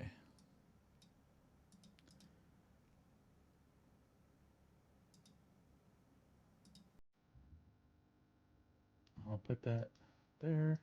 Okay. So let me open up Foundry. We're gonna be using not Cyberpunk for rolling because it's not updated for the latest version of Foundry. What happened to his nose? He got punched badly. Okay, that's annoying. Setting. Let me just put this down a bit. Video. Windowed. Okay, that should be fine. Not you.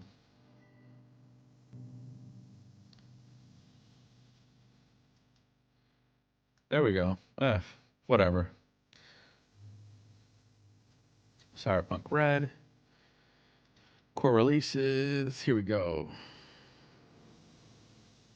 And the other thing is, so how much do you know about Cyberpunk, Cowgirl?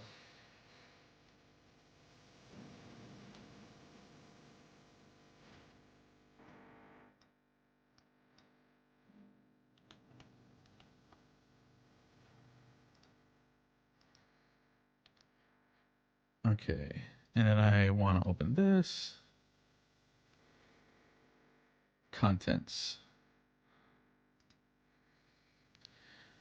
So there are what is there? 8, 9, 10 roles for characters. This is a skill-based RPG. D&D is a class-based RPG. Right? There's the Rocker Boy. I know the gist of the setting and a vague idea of what the classes are. Yeah. So let's see. Can you see clearly? Let me see how it looks like. Alienware property.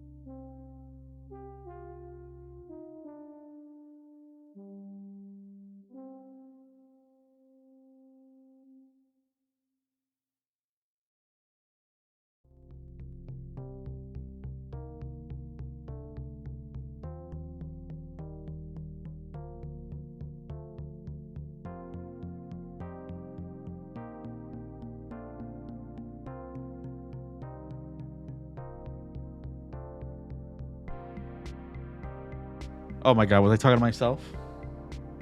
Am I good now?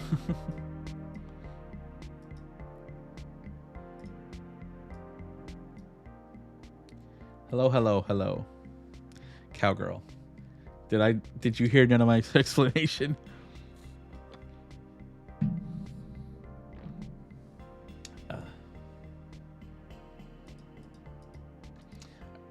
There you are. All right. Thanks for letting me know. Okay. So, Cowgirl. Cyberpunk is a skill-based system. Yeah. Oh, well. It wasn't much. But Cyberpunk is a skill-based system, Cowgirl. So each role they essentially just get one exclusive skill. So the Rocker Boy skill is they get something called Charismatic Impact. You do a skill check to see if the NPC you're talking to or a group of people are your fans, right? An example of how that works is right here. So page 144. So what you would do as a Rocker Boy is you would roll a D10, right? And plus your Charismatic Impact. So it's a D10 plus 4. Because you, as a new character, you always start... It's implied that you've been at this life for a while. So you start at a rank of 4. So it'd be a D10 plus 4. And let me see what I get. A 10. And on a 10, you get a crit. So it's actually another D10 you roll and bam, on top of it. So I rolled a 6. So I scored a 20, right? What play Rocker Boy? Oh, that was a streamer. Chat. This is crazy. I watched Brian David Gilbert play a Rocker Boy. Who is that? I don't know who that is. But so yeah, I rolled a 20. So like if you wanted to see if a single person was a fan, right? You just have to beat a difficulty roll. The guy that used to do Polygon videos. I know Polygon, the website. I'll Google it later. But basically, if you want to make a single NPC a fan of yours, you make a check to see if they're already a fan, right? On a single person, you need to beat an 8. On a small group of people, so like up to 6 people, you have to roll higher than a 10. And a large group, you need to roll a 12. And the higher you are, the worse crimes they're willing to do for you. So like at level 1, right? You can't get a group of fans because you're nothing. But maybe at level 1 or 2, they'll ask you they'll buy your autographs and like small things, but you'll get a little bit of money. But at level 10, right? These guys will commit murder for you. They will be like cult-like. They'll be like Taylor. They'll be Swifties is what they will. They'll be crazy for you, right? Like they will attack somebody for you. You know, it's like think of like punk rockers in the 60s, right? They used to like fight with other groups or whatever, right? That's what a Charismatic Impact of 10 was. In Cyberpunk 27, a video game, Johnny Silverhand uses his ability to start a little protest outside of Arasaka, and with that protest, he sneaks in with a bunch of other people to blow up the building, right? So like that's an example of how you can use that in play. And yeah, that's like an example. And what you do with that is up to you. But like, you know, that's the closest you'll get to a bard. So that's a Rocker Boy. The solo is the person who kills, right? They are trained at killing. They can use they get these points that they can spend in whatever way, and they can change it however they want for the situation. So like you can have a higher initiative, you can ignore critical failures, you can deal more damage, you can increase your attack roll. So that's fun. Like in a game that's combat heavy, there's probably be a one or two solos. A netrunner are the ones who do hacking with their brain, right?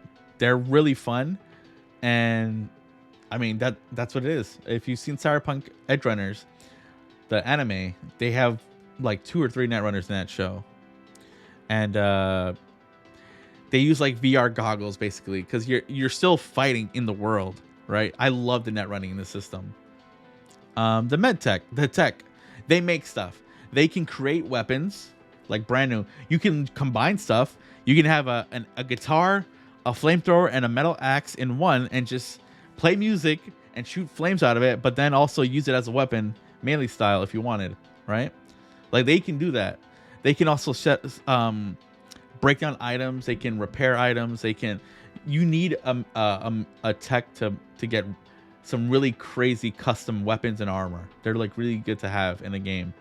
Medtech, they can make pharmaceuticals. They can provide the most healing. Like, healing isn't D&D fast. It's still slow, right? You heal a certain amount per day of not fighting, right?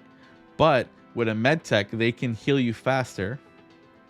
And they can make drugs that can make you heal more, can make you ignore like wounds, can make you basically synthetic coke, you know? Like, they're also really great. Media, you you publish stories. It could be about anything. You can be a gossip columnist, you can be a blogger, you can be a streamer. The one shot that I ran, I don't know if you watched it, I can't remember if you did. One player was the media, and she live streamed them interrogating a guy who killed his wife, and they made that into a news story. And they made him have a mental breakdown on stream while she was live streaming. It was amazing. No, the cybernetics get crazy though. They get crazy. And then there's Shadowrun, the RPG, where cybernetics and magic exist, right? But execs, what they do is they control a team of NPCs who work for them. I think this is the hardest role to play because it requires someone who's worrying about the NPCs, but also they work for a corporation. So you're balancing the corporation and then your own group's interest and your own interest. So it's a lot. And it's one I probably don't let new players play until they've played Cyberpunk before. Then there's the Lawman. So it's a cop, but you don't have to be a cop, right? It's just the name. You can be like an enforcer for a gang. You can be like a security for a corporation. You can be security for like a school, right? You just dress it up however you want. But their ability is they can call for backup during a fight. And that can be really helpful because you will get hurt in this system. You can die very easily. And backup helps, right? The higher rank you are, the better backup you get. Up to like at like max level, you can get like the equivalent of like FBI and Interpol. But you could be a vigilante lawman, but also you can be a gang enforcer, and like you can call in like heavy hitters like from Arasaka, right? If you work for Arasaka, a cowgirl, they have rangers in here, right? That you can call in rangers to help you. A fixers, their abilities that they know people, and they can source hard to find stuff. And then they can set up these illegal night markets where you have a bunch of people selling stuff. You make money off of all of it. And you are finding stuff that everything that other people want. They are powerful. Like, for me, it's the execs, the fixers, the medias who have the most control over a campaign, the most influence with their skills. Like, it's crazy. And nomads too are cool. They get vehicles, and each rank they get up, they can get a new vehicle, or they can like upgrade their vehicle. Like, you can make a let me show you. Let's see. Black Chrome. Here we go. So this one, this is a book of just items. It's really cool. And you can get like some crazy vehicles, some silly ones too. Okay, so as a nomad, you get access every time you level up. So like, this is a helicopter, right? It says you need to be nomad rank 4. So you start at level 4. So you can already start with your own little small patrol copter, right? And this comes with a gun, bulletproof glass, and a machine gun. So look at that. Or you can get like an attack helicopter, right? Look at this. You need to be rank 7, but this has extra seating so you can have more people on it, and it has a heavy chassis, and it has I don't think it has a gun. But let's see. Then there's like this is literally a chair. Right? It's not fast. It's not that expensive. But then like you can get an actual flying car. My favorite though are not these. It's this one. This cheap 2-seater car. You can get something like this. This is very cheap. It has a seating upgrade. It has heavy armor. But then there's stuff. You get a family car, a family van. Like, people laugh, but I've had games where people had this stuff and it really helped having all that extra space. Can I give a pig cybernetics? I'll show you. You can I mean, finding animals themselves will be a harder thing, actually, finding a pig. But I had a game where people had pigs and like they were being they're like farm gangs who will do anything to get real food and basically make these illegal gardens because arable land is such a precious resource, right? Because so much of the fallout, because you know, climate change has made it really hard to grow stuff. Does yeah. Let's see what else. Not this one. Oh, like this is a fun car. This thing can like ram into enemies without, so the people, because it has that little ram, the people inside don't get hurt when they hit a car. You can flip cars over. I mean, there's a motorbike is nice. This fast one with a protection for you. Hammocks, yeah. Where's my favorite? Not this one. You can get this is armored security van, but then you get a car you can live inside of, right? So you don't even have to pay rent. Where is it? Not this one. My favorite thing is a truck. They have, oh yeah, then you can get a hoverboard too. Oh well, you can get an 18-wheeler truck. Like, this is amazing. Then they have like one of those big super mega corporate buses too. Like, I love this. I love this so much. It's so silly. Or a rickshaw. You can just become a taxi service in Night City. Like, it's really fun. And having a car really opens up the navigable space for a group. Like, it really does do a lot. You can do that. That's an upgrade, right? You can have it there are upgrades where you can make it like it's voice or fingerprint lock. So if someone they obviously can't drive it. A netrunner can break into it, but that means it's going to take time for someone to break into it. You can have like an AI control drive the car while you shoot as the nomad. You're shooting, right? Also want to be a wannabe cowgirl sheriff vigilante type with cybernetic pig companion. Which role is best for that? Well, we're going to start off with one role because we're going to go raw, right? But I would say nomad because that's the closest to being a cowgirl, right? You'll have a vehicle. As for a creature, we'll do this. Where do I want content? Oh yeah, so this is really cool actually. You can get a nuclear powered boombox basically, or amplifier that can actually cause injured ear critical injuries. Here's a guitar that increases your like there's a skill called wardrobe and style. This increases that skill. Let's see. But where is it that I'm looking for? Oh yeah. So finding animals is a hard thing, right? Because a lot of animals are kind of extinct in this period, and that's where Biotechnica comes in. There's a corporation called Biotechnica who their thing is they're trying to clone animals. By cloning, they clone dead animals, but then they also like will change them, right? Like they'll have like rabbits with like really hyper aggressive personalities and like really sharp teeth because they're trying to experiment, bring animals back, but also find a way to make them profitable for like whatever reasons. It's like that finding a pig in and of itself can be a fun thing, right? But there also are like drones like dog animal shape. You can make it a pig if you want to find a pig. I've actually sold pigs to the players and that became a whole thing. Them raising pigs in Mulah's game that I ran for her. One player had like 5 pigs, and every time they finished the gig, they just ate a pig. They cooked it up. And it's also valid. But As for role, though, which one seems most interesting to you? Let me turn off the HDR on this.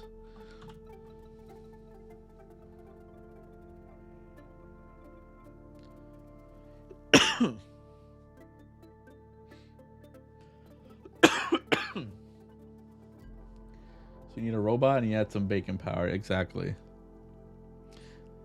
Nomad and lawman are okay. Should we roll for it? 1 to 5 is lawman. 6 through 10 is nomad, or whatever.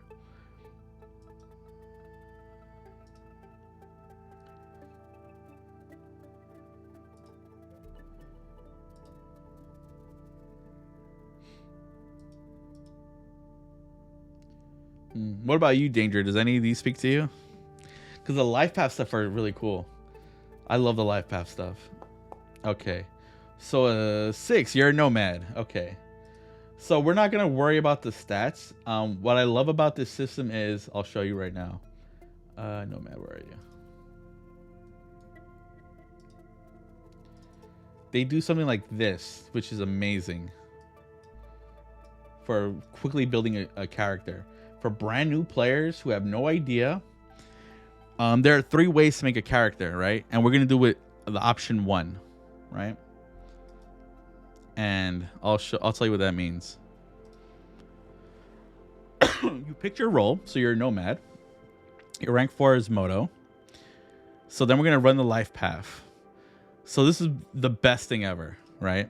So we can roll for this, but since this is like picking your culture and your race, this is where, you know, I'll encourage. I like to encourage the player to roll for it. But if you want, if you would rather pick one, that's fine too. Let me make it bigger. So like these are the options for that. Is that legible? Let's see. Yeah. Okay. So hold on, Danger. So there's North American, South and Central American, Western European, Eastern European, Middle Eastern, North African, Sub-Saharan African, South Asian, Southeast Asian, East Asian, and Oceania Pacific Islander. I can roll a D10 though, and then we can roll for like which language you know. And your language might determine where your culture is, right? So like maybe your cultural region is Western Europe, but you speak Spanish. So there's a, you know, maybe you were from Spain. Or maybe, you know, you could be from elsewhere and you just happen to speak Spanish. And it's like languages in D&D. They come up, when they come up, they can be important. As a vaquero would be fun? Okay. Okay, South. Or vaquera in this case. Okay, South Central American. 1, 2, 3, 4, 5, 6, 7, 8. Let's see. I'm going to roll for the language. I can just put Spanish if you want. But I rolled a 2, and I have English. So maybe if you want something else, that's fine. Let's say Mexico. Okay. But I'll show you how this works. Cultural origin, Central American. What's the language? So as for the languages are Creole, English, German, Guarani. I'm not sure what that is. Mayan, Portuguese, Quechua, and Spanish. So if you're saying Mexico, we can just put Spanish. So bam, right here. Okay. And don't worry about these numbers. I'll explain those in a bit.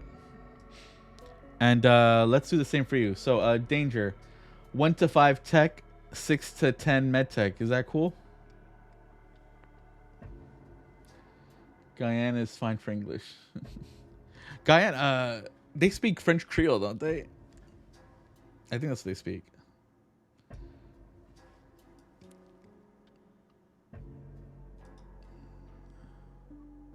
Guarani. What is Guarani? Okay, let's see. What do we get for 3? So you are a tech. Okay. I'll download tech for you.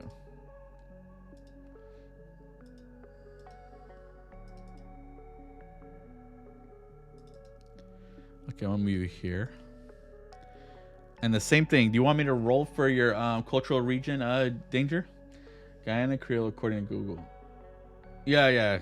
Because Onyx in who's in my Tuesday game, he's a Guyanese, and I think he told me he speaks or he understands Creole. I can't remember, but let's see. Let's wait for Danger's cultural region. I'll make it big again. 320. 300. Yeah, the dice know all. Perfect. D10. A 5. Middle Eastern North African. So 1, 2, 3, 4, 5, 6, 7. So we can do a D8 minus 1. And then 5. So you can speak Farsi, right? And you're Middle Eastern North African. Farsi. So you can determine what your region is. But let's see.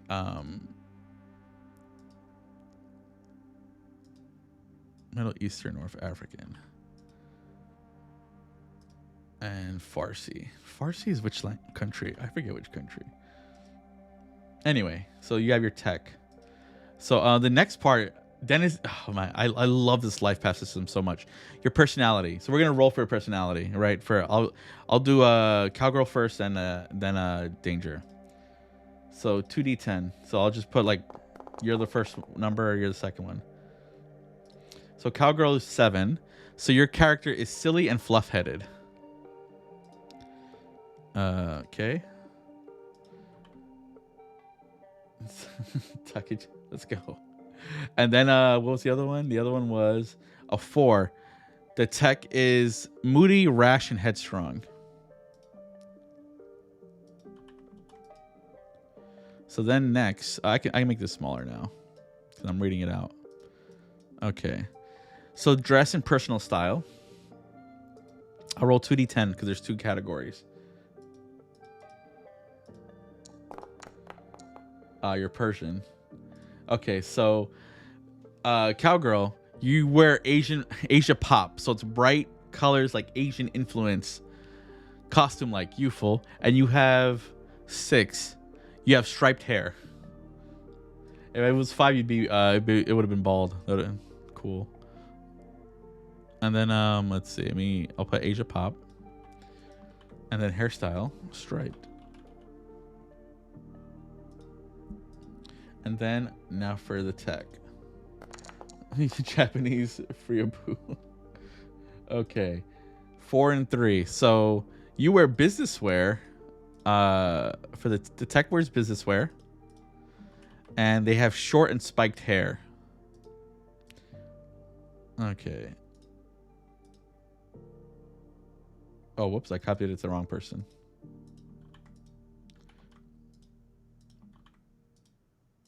Okay. And then Asia Pop. And you have business wear. Business wear. Okay. So then let's see. The next is affectation you're never without. So this is more for a roleplay thing. It's like you decide what it means to your character. Harajuku fashion. That's cool. So 6, Cowgirl, you have a tongue or other piercings. So you get to decide what kind of piercings. And then 3, you have ritual scars. Danger. That's pretty edgy. Affectation. Where's affectation again? Right here. Affectation. Tongue or other piercings. And you have ritual scars. Is your character okay? So the next is, what's next? Your motivations in your relationships, right? So let's see. You think the barber did this on purpose? Big old septum, yellow. I love that. Like a cow. That's great. So Cowgirl, let's see. What motivates you? 5. Knowledge. Look at that. How do you feel about people? You stay neutral. Okay, so you don't hate people. So that's actually in Cyberpunk, that's a very positive outlook. So let's see. How do you feel about most people? What do you value most? Knowledge. Stays neutral. And then the tech. 2d10. 5 and 4. Also knowledge, but you hate almost everybody.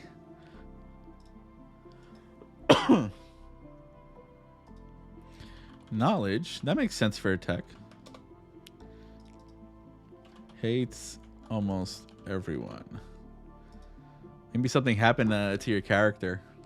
I'm gonna send pictures of the outfit idea, but it's saying I can't. Where do you mean? In Discord?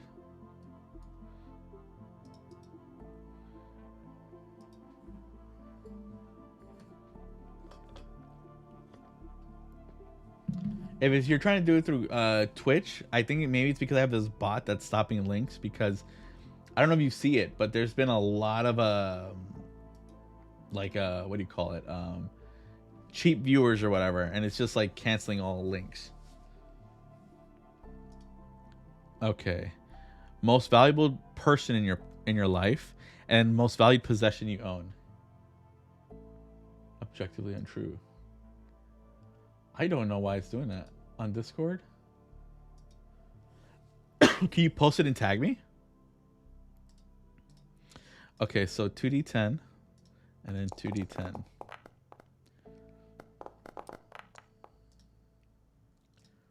Okay, 6-6. So your most valued person, cowgirl, is a pet, actually. Look at that. So maybe it is a pig. And 2, your most valued possession is a tool. No, 6. It's a recording. A recording. Can it be the same person? What do you mean? And 1 and 2. So let's see. Your most valuable person, Danger, is a parent. So you actually have a parent at least. And 2 is a tool. So look at that. So most valued person, parent. Possession is a tool. And nomad is a pet. A pet pig can. Pet pig, let's call it pet pig. And you have a recording of something though, cowgirl. So what does that recording mean to you? But now we get to your original family background. So this is like what you were born into. It doesn't mean what you grew up in. So first is cowgirl, and then let's see, danger. So a 10 and a 2. So cowgirl, you were an edge runner actually. So have you watched Cyberpunk Edge Runners? You were basically a merc. Your family were mercs. So they've always been on the move. So you as a nomad, this makes sense, right? And 2 for danger, your parents were corporate managers. You grew up in a large home in a safe neighborhood with nice cars. Sometimes your parents would hire servants, although this was rare. You had a mix of private and corporate education. So your character was smart. They grew up, you had a good life for when you starting out. A cowgirl, your home was always changing based on your parents' current job. Could be in a luxury apartment, an urban connapt, or a dumpster if you were on the run. Food and shelter ran the gamut from gourmet to kibble. So however you decide to write that, but your parents were in the life. So maybe that's how you got into it. And then tech is corporate managers. So that was your original family background. Recording. Oh man, have you played 2077? There's actually a mission where you go to a theater and there's just like a John Wayne movie playing in the theater. So next is your childhood environment and then the family crisis. So you know what you were born into, but then what was the environment you grew up in though? So 7 and an 8. So you lived in a huge mega structure. So one of these giant buildings, cowgirl, right? How did you grow up? What kind of places did you and your siblings hang out in? Safe and calm. Yeah, so you were in a giant megastructure building controlled by a corp or the city. And 8, your family crisis. Your family was scattered to the winds due to misfortune. It's very general, so you get to define what that means. You don't have to, but let's see. Oh, here we go. You know, that's amazing. If you just as a nomad, just like that, driving around on a bike with your pet pig in the car seat on the side. Imagine that.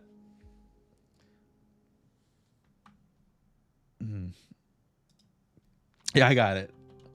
You don't have to join, but that's where I'm gonna post your character sheet. But yeah. So let's see. Let me copy this, and then 2d10 for danger. And you have 8 and 5. So danger. Your family were corporate managers, but they grew you were raised in you were living in your environment was in the ruins of a deserted town or city overtaken by reclaimers. And 5, your family vanished. You're the only remaining member. So did they abandon you? Were they killed? That's up to you to decide, right? Like that could mean anything. Okay, your family vanished. You're the only remain. Bam. Okay.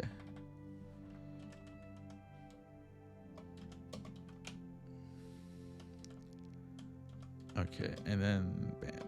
Sole remaining member. Childhood environment. Ruins of a deserted town or city taken over by reclaimers. And then nomad. You were huge megastructure building. So that's a good environment, at least. I mean, it's a lot. It's a lot happening in there. And your family vanished. No, yours was scattered. Okay. Am I Batman? Are you Batman? You know, a tech could fit with Batman, right? So then after that one this is everyone's favorite, is how many friends do you have? How many friends, enemies, and tragic love affairs do you have?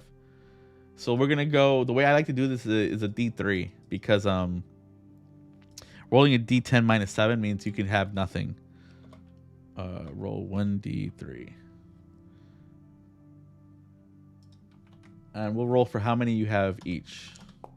So you have 1 friend, Cowgirl. You have 2 friends, Danger. They have to making the wrong enemy. Okay, so let's see what kind of friend your friend is, Cowgirl. Your friend, that's a 9. Someone you know from the street. So look at that. Someone you know from the street. And you have 2, so 2d10. A 5 and a 10. Okay, so you have a former lover. Oh, look at you. You have a former lover. Danger. And a 10. Someone with a common interest or good or goal. Look at that. My deputy. I love this life path, Cowgirl, because it's so good for players who don't know how to build a character, right? Or if they don't want to spend time, you can just roll this, and it gives the GM so much useful background information they can pull from. Obviously, you can write whatever you want. You don't need to use this, but if you're struggling to come up with something, you can always just roll on here and you get something. And there's always something tragic in it. This is like your background. This is your motivation. Why are you out here doing this, right? It's an amazing system. But now we're gonna roll for how many enemies you have. Okay, roll 1d3. So Cowgirl, you have 2 enemies. Danger, you also have 2 enemies. So my favorite thing about this one is, what kind of enemies do you have, right? So this actually is multiple tables. It's 4 tables. So it's gonna be 4d10. I'm gonna roll 4 times.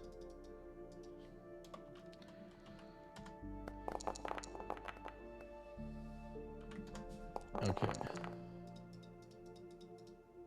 Okay, your first enemy, Cowgirl. They are a booster gang, so they're another gang. 9. What caused it? One of you were a business rival. 3, what can they throw at you? Just themselves and a close friend. And what will they do if they see you? They'll go into emergency rage and try to physically rip your face off. So they don't like you. So that would be fun to... So you can start seeing how the tools you get as a GM, right? I love it so much. Okay, hold on. Booster gang. Rival gang. So booster gang is just a gang. That's essentially what it is. What can it do? Themselves and a friend. What's gonna happen? Rip my face off. And let's see, what's your second enemy? 36. So 10, it's another gang. 9, again, another business rival. 10, what can they throw at you? An entire city or government or an agency. So this is a gang with corporate connections or political connections. This is a scary enemy. 7, they'll verbally attack you. So that can mean nothing. But the way I like to use that when they have connections like that is they can attack you like the media, right? They can attack you like, they can give you really bad reputation. So when you show up somewhere, it can actively hurt you in your goals, right? Like I love that one so much. Like the media is power, right? Like look at look at Fox News, right? How they poison people.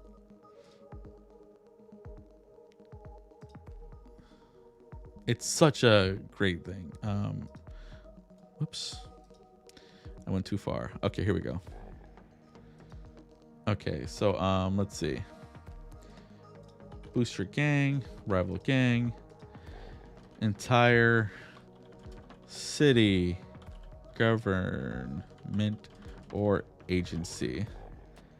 What's gonna happen? Verbally attack me. Okay, so I'm a cowboy nomad gang fighting another gang, or am I just a weird cowgirl and the rest of my gang is normal? Well, you're a nomad, so you get to define like what we actually get to define after. You're gonna see, but we can define where your nomad pack is. But now we're gonna roll for dangers. Okay, so 4d10.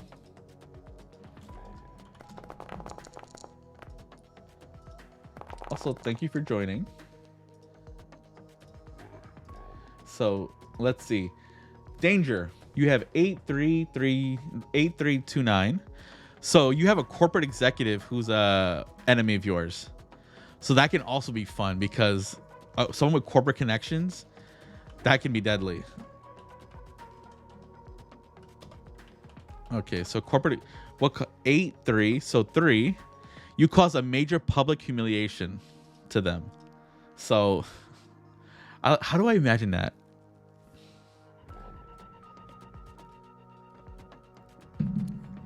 You know, someone embarrassing like Elon Musk, right? Once more. Oh, I really appreciate that, Danger. Thank you so much. There you go, cowgirl. You have emotes and stuff. What can they throw at you? What was that? You had a 2. Okay, so 2, just themselves. So it's not much, but what's gonna happen if they see you? 9. Set you up for a crime, or they're gonna frame you. Frame you for a crime transgression. So this. Oh, look at that! Oh, I love that. Thank you so much, Danger. And then let's see, 2292. Okay, this person's gonna try to avoid you. 2292. So 9, though, they can throw a powerful corporation at you though. So they're still not someone you want to mess with. So I had another corpse tech at the press release. Maybe you did. What was it? 2292. Okay, so oh. This enemy's an ex-lover of yours. Danger. What caused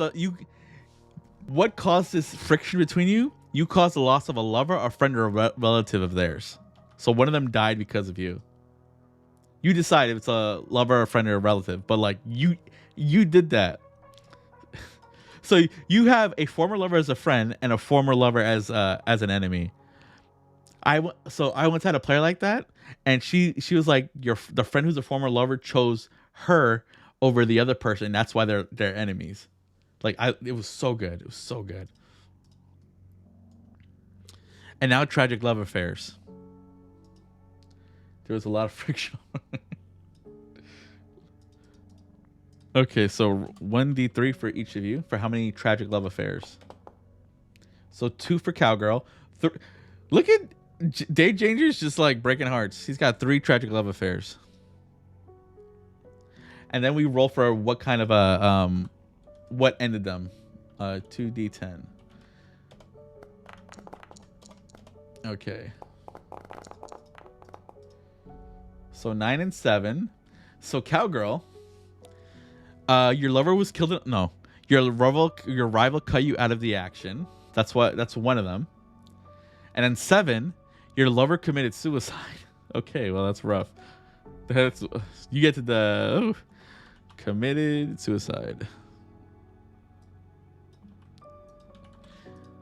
Lover was killed in a fight. Was that 9? It was 9. They cut you out of the action. So what could that mean to you, right? I hate people, but I love gatherings. Oh yeah, so now yours. 8, 10, and 7. Okay, let's see. 8. Your lover was killed in a fight. See, you have a lover who's killed in a fight, an ex-lover who hates you because you caused the death of a lover, friend, or relative, and you have a friend who's a former lover. That could have been like that could have been the world's worst like polycule throuple right there or whatever, right? 8. It was 8, 10, and 7. So 10. Your lover is imprisoned or exiled. And 7. Your lover committed suicide. Okay, so you've had a busy dating life, Danger. And then now we get to roll for your life goals, right? So 2d10. It was a great weekend. So you both got 5.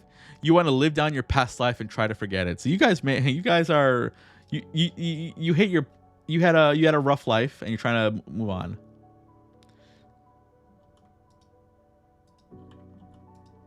Okay, but then you roll a short life path for your role. So for the tech, let's see. Okay. So, what kind of tech are you? D10. A 7. Robot and drone mechanic. So look at that. You work on some heavy machinery, right? Heavy. You work on robots and drones. That's amazing. Like that's a powerful skill to be working on. Let's see. Do you have a partner or do you work alone, Danger?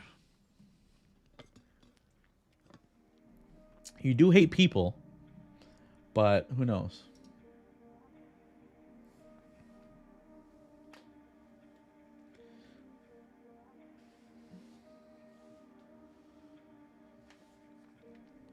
Well, let's see. What's your workspace like? And alone? Okay. Choose either. You work alone, so what's your workspace like? Let's see. A 1. A mess strewn with blueprint paper. Just me and my pleasure tools. You know, that could mean a lot of things.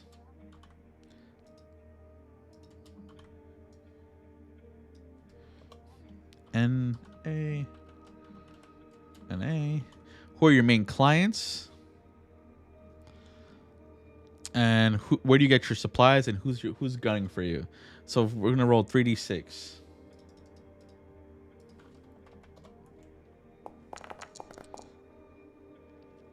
Your main clients are 4 local souls or other combat types who use you for weapon upkeep. So you know people who can fight, so that's always someone you can count on. Where do you get your supplies from? 3, and then this 5. So 3, you have a local fixer who brings you supplies in exchange for repair work. So look at that. So that's at least 2 NPCs who you can count on. And then the other one was a 5. So old client who thinks you screwed them over. Okay, look at that. And then this sheet, I'll explain the skills in a bit. after. Her name is Valentina, by the way. I love that. Okay, Valentina. Valentina the Nomad. So now we're gonna roll for the Nomad life path. Okay. So how big is your Nomad pack? We're gonna see right now. Valentina Flores. 5. So you have a blood family. That means you have hundreds of members, cowgirl. So you have a big pack. So there's probably a lot of other people who are weird, right? Not just your character. So do you want your Nomad pack to be based in the land, air, or sea? Let me know.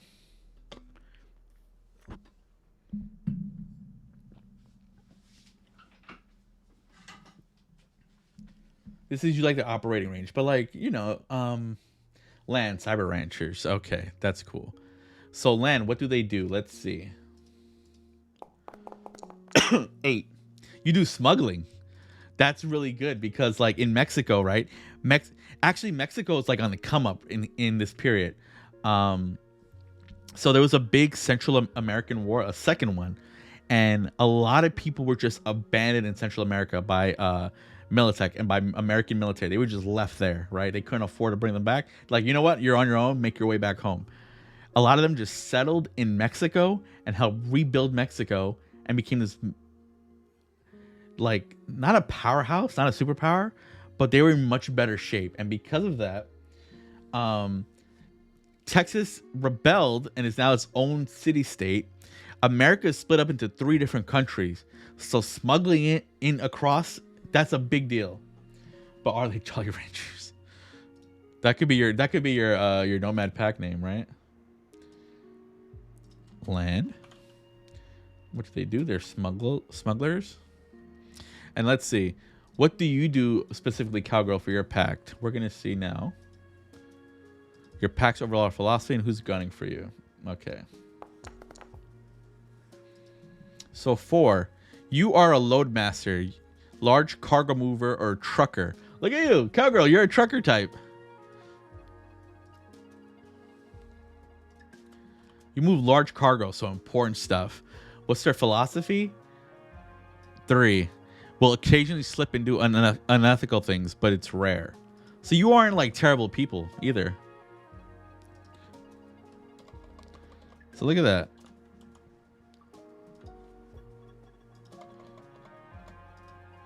And then who's gunning for your pack?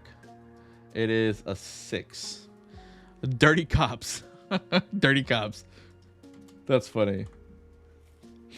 Maybe they want to get in on your tick or whatever. Okay, can they do smuggling on the side, but their main official deal is whatever the setting equivalent of ranching is? Yeah, I mean, why not, right? But like, because it's so because animals are such a very precious commodity, right? You have to smuggle to be able to support these creatures because, it can be for whatever reason, right? But Biotechnica is a corporation that basically has almost international laws allowing them to just go and take property away from people. Like, it's a big problem in Cyberpunk 2077. That's what they're doing almost, right? Like, people think of them as the good guys because they're like, trying to make they're trying to stabilize the climate, right? But they're doing it in a way where it's hurting a lot of people. Okay, but after this, okay, so these numbers, right? So let me explain these numbers. So these are stats, like D&D, right? The skills are broken up by which stat they belong to. So like, concentration belongs to willpower. Your willpower is 7. And the way this is determined is, this is one of the methods of creating a character that I love, right? There's 3 ways to make a character. This is the easiest method. And you can just roll for your stats. You roll a D10 and you take the number. I already like pre-filled these PDFs out and I put them on my Discord server. So I can just like download, the Nomad sheet and bam. And then I already have it filled out. And this sheet just automatically updates everything. I love it. And it's the same thing for your skills, right? These are all determined by here. So as a brand new player, you don't have to do any thinking. You can just get in and play immediately, which is so good. And this also determines like your your starting weapons and armor, your gear. So like there's the light armor jack. So what this means is stopping power. Oh, this should be 11 though. So basically, if you take if someone shoots you with a shotgun and you take 15 damage, it gets reduced by 11. So you take 4, but now because you've been hit, now it's down to 10, and it keeps going down. So it's like a snowball effect, right? So the worse your damage gets hurt, the more damage you start to take. Yeah, like smuggling to make ends meet, but generally a small ranch. What's the key stat? That's the thing. It depends on how you play, right? Because all range attacks use reflex, right? So you have a 6 in reflex. So the way you use a handgun, you roll a d10 and you add your reflex stat. So that's a 6 plus your skill level in handguns is 6. So the base you roll is a d10 plus 12. That's how this works. So all skills, this is the level means what level is the stat, right? So willpower, your willpower is 7. That's where the 7 comes from. So that's your stat. The level means what level you've trained that skill to. So all characters start with some points in some stats. So everyone knows how to concentrate to a certain extent, right? You might be ADHD like riddled, and that's why you only have a 2, where someone who can concentrate has a 10, right? But that means whenever you roll, you're adding the skill level plus your stat level, and you get a 9. So you roll a d10 plus 9, and that's how every dice resolution works. I love it. It's so simple, and it's very easy to understand because you're just adding 2 numbers, and that's it. And it looks like a lot of skills, but you don't need to specialize in all of them. You choose what to specialize in. Right? So maybe you're a rancher and you decide you want to have a high riding skill, right? So like riding is reflex, you have a 6, but you have 0 level in that. So maybe I'll say take out some points from a drive land vehicle, take out like 3 and put it in here, 3. So now it's a 9. And maybe that actually comes into play because you run a small cattle farm or something, right? It's up to you. But everyone is like this. Everyone has all these skills. And you will put skills in what you want to focus on. It's not like D&D where if you're a fighter, you need high strength, right? Or if you want to use range weapons, you need high dexterity. You can, if you want to fight, you can level up your dexterity. You want a high dexterity, but then you can level up your martial arts or your melee weapon skill or your brawling skill. Yeah, you can focus. Yeah, you can focus on. Yeah, exactly. And the other thing I like is you can never increase your stats, so that stays the same always. The only thing that increases are your skills. You can level those up as you play. You get an expendable currency called improvement points, and it costs like times 10. So if you're going from 1, you're increasing from 0 to 1 times 10, so it's 10 points. Going from 1 to 2, that's it's 2 times 10, 20 points, and so on. And I think the highest is 10 in a skill. I could be wrong. I'm forgetting if it's 8 or 10. It's one of those numbers. But it's not that high. But there are some skills that, like this one, demolitions cost double the amount. So then you're multiplying by 20, and that gets really expensive. These are powerful skills, right? And they can be very useful. A paramedic, you need someone who can do surgery. And if you take a critical injury, because critical injuries in this system, let me show you. Where's it? Trauma team. So this is what I was saying. So when you're wounded, right? If you have if you don't have full health, you have to be stabilized so your body can start to regenerate on its own. You heal so let me show you the tech. So Day Danger's body stat. So if you say you have only 5 health left out of 40, every day you spend resting Danger, you heal 6 points of health because you have 6 body. And that's how many days it takes you to rest up. That's if your body has been stabilized and you have no critical injuries. You can't heal if you're missing a leg. You can't heal if your lung is collapsed. You have to get that taken care of first. And that's determined by something else. But also, the less health you have, the more penalties you have. So if you have less than half your health, you get a -2 to all your actions. If you have less than 1 HP, right? How does that work? It means you went down and you didn't die. It means you made your death save, but you get 1 death save. If you fail, you die. Our first session of the campaign with Moolah, right? What happened was One player walked in front of a turret that was aiming for them. He took a hit for 50 damage. His armor reduced it. He went down.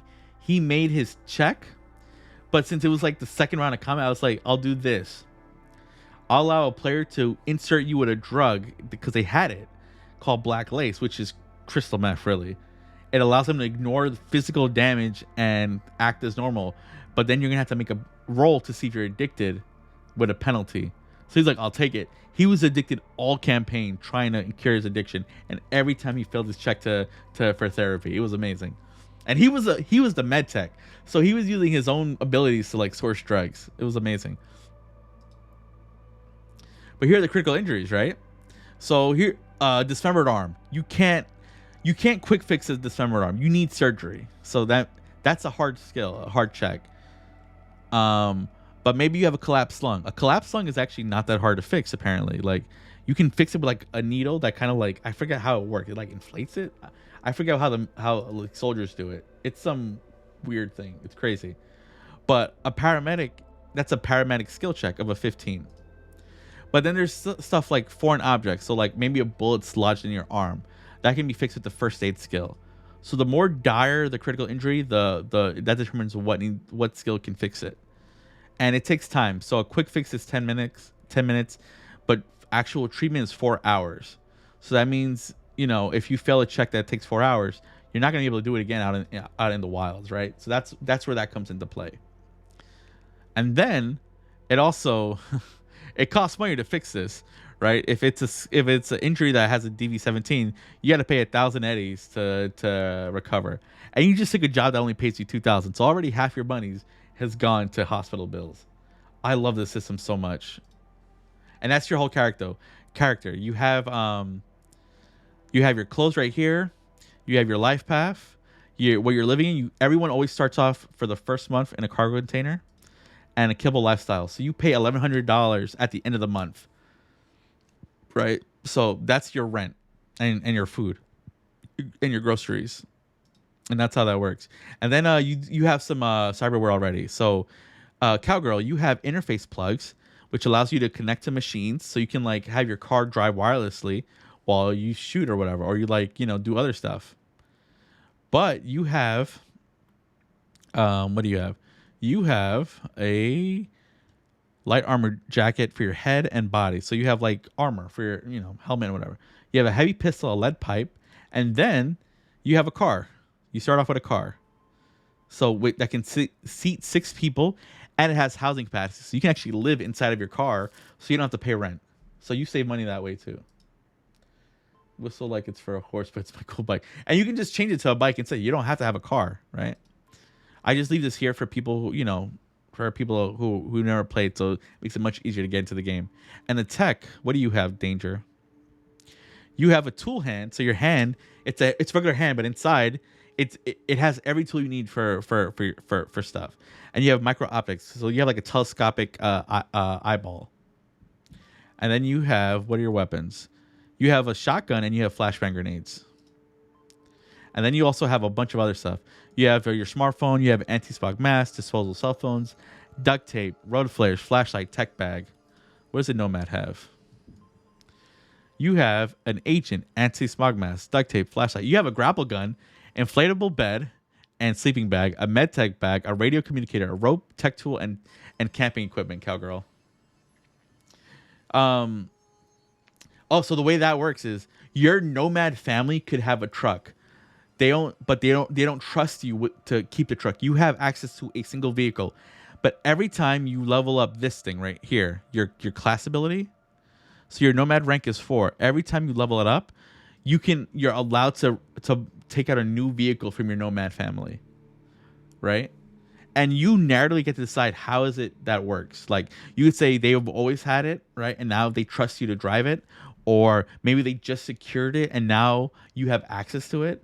You just have to return your old vehicle, right? Because your Nomads survive on their vehicles. This is very much, it's as much a culture to them as it is a work thing. Like, I love the Nomads. They have such a strong like cultural identity through their vehicles. Dash Hasm sounds like he's ready to get. That's gonna be his name, Dash Hasm. I love that. Okay. And bam, Dash has them. I'm gonna upload them to Discord. Let's see, where are they? Downloads. And Valentina Flores. Valentina Flores. Okay, life. Oh, let me close it. Wait, what happened? It's open in Adobe. How's it open? Hold on. Okay, try again. Okay. At Cowgirl. Nomad. It is 8:24. Here you go, and then date changer. You are a tech. 8/24/2020.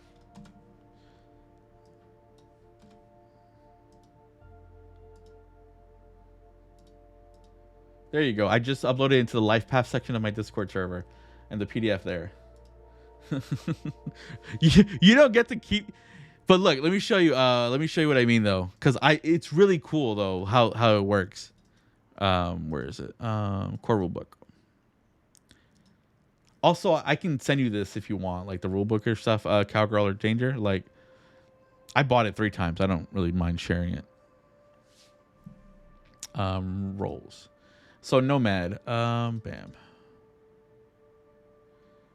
Where is it? Roles. Roll abilities. Here we go. Nomad. Okay, here we go. So I'll read a bit.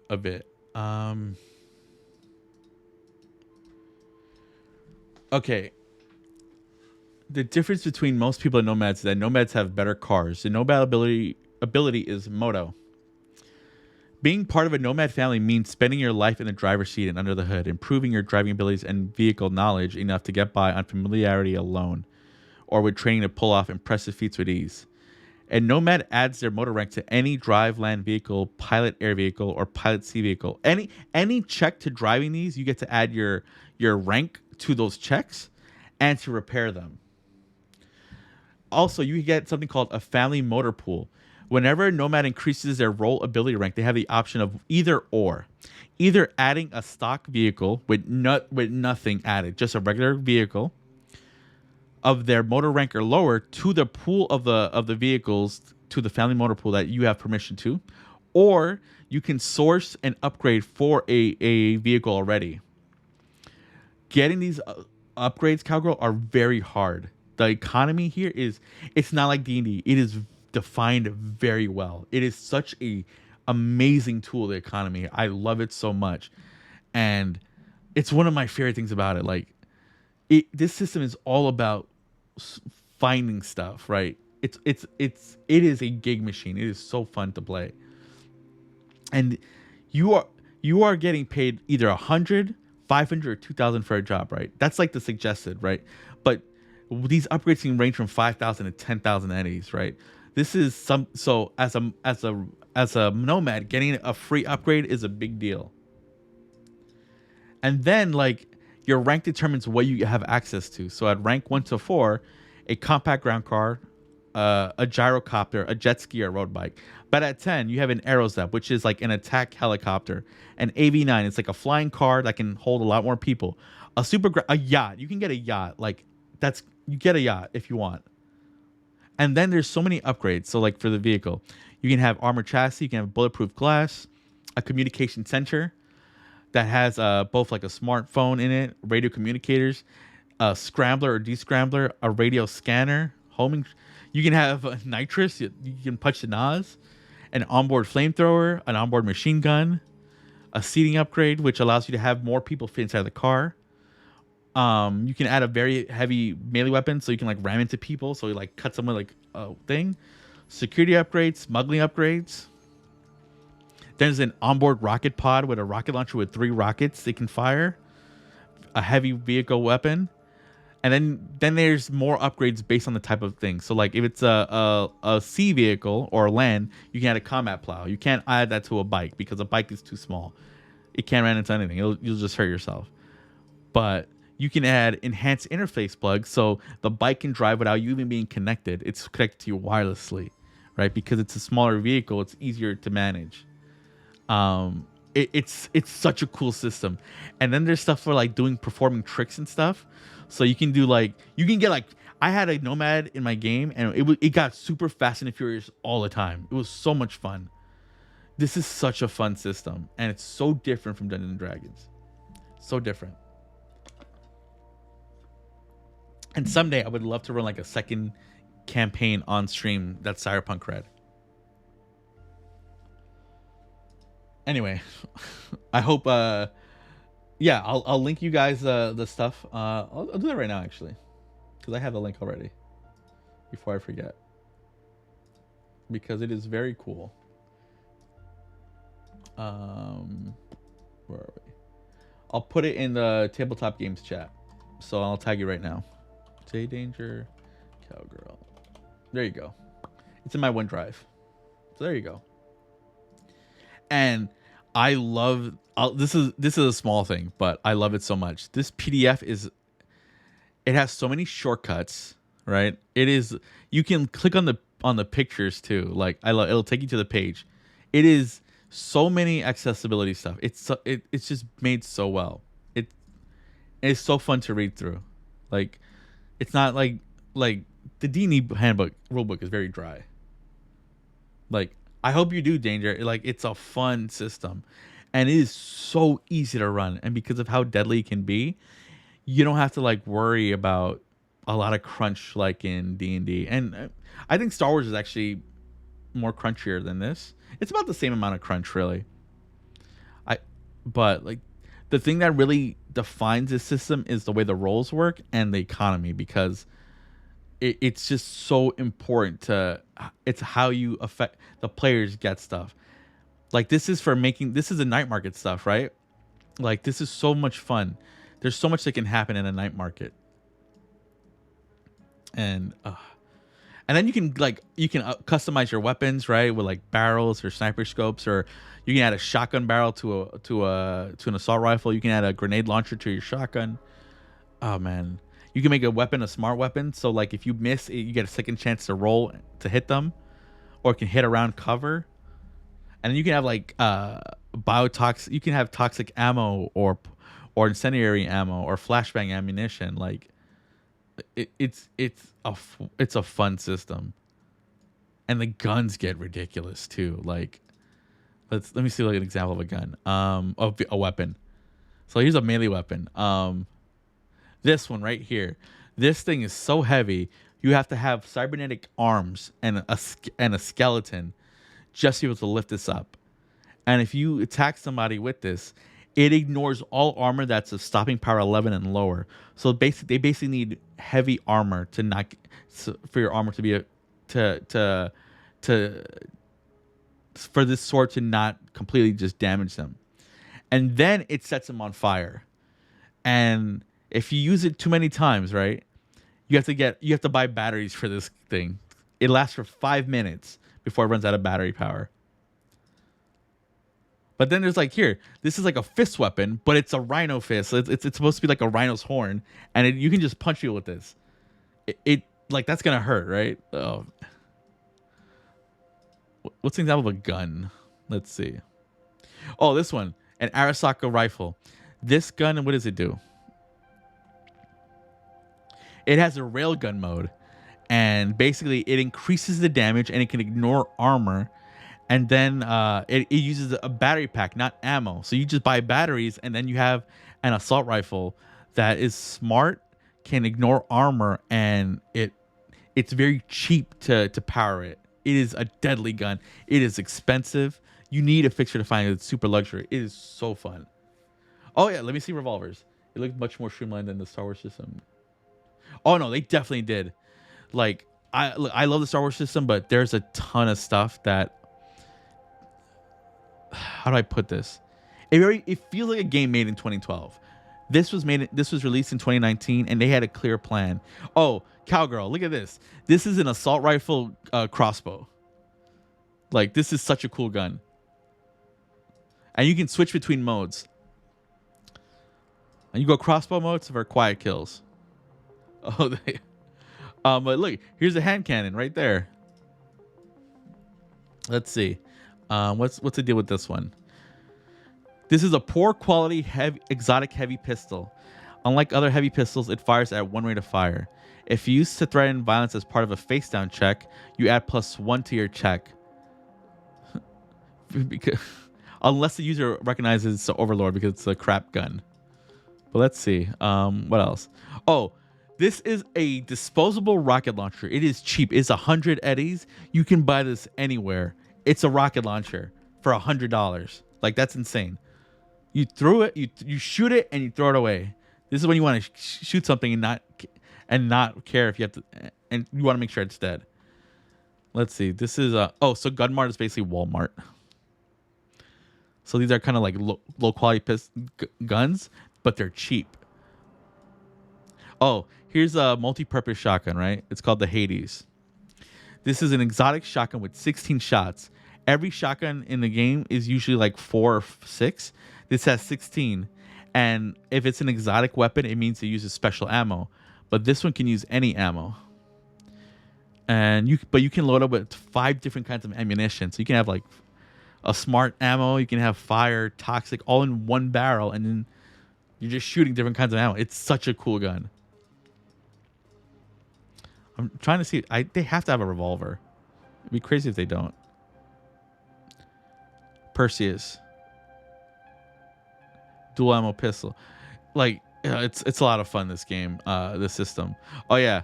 There's a gun with an AI built in. This is supposed to be like a Hello Kitty pistol.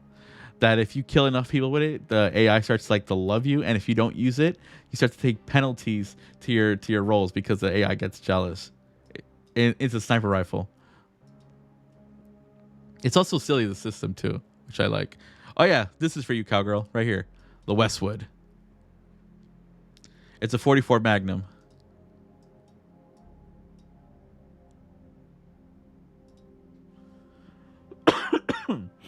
But yeah, this is also right here for people like Cowgirl who you're new to running games.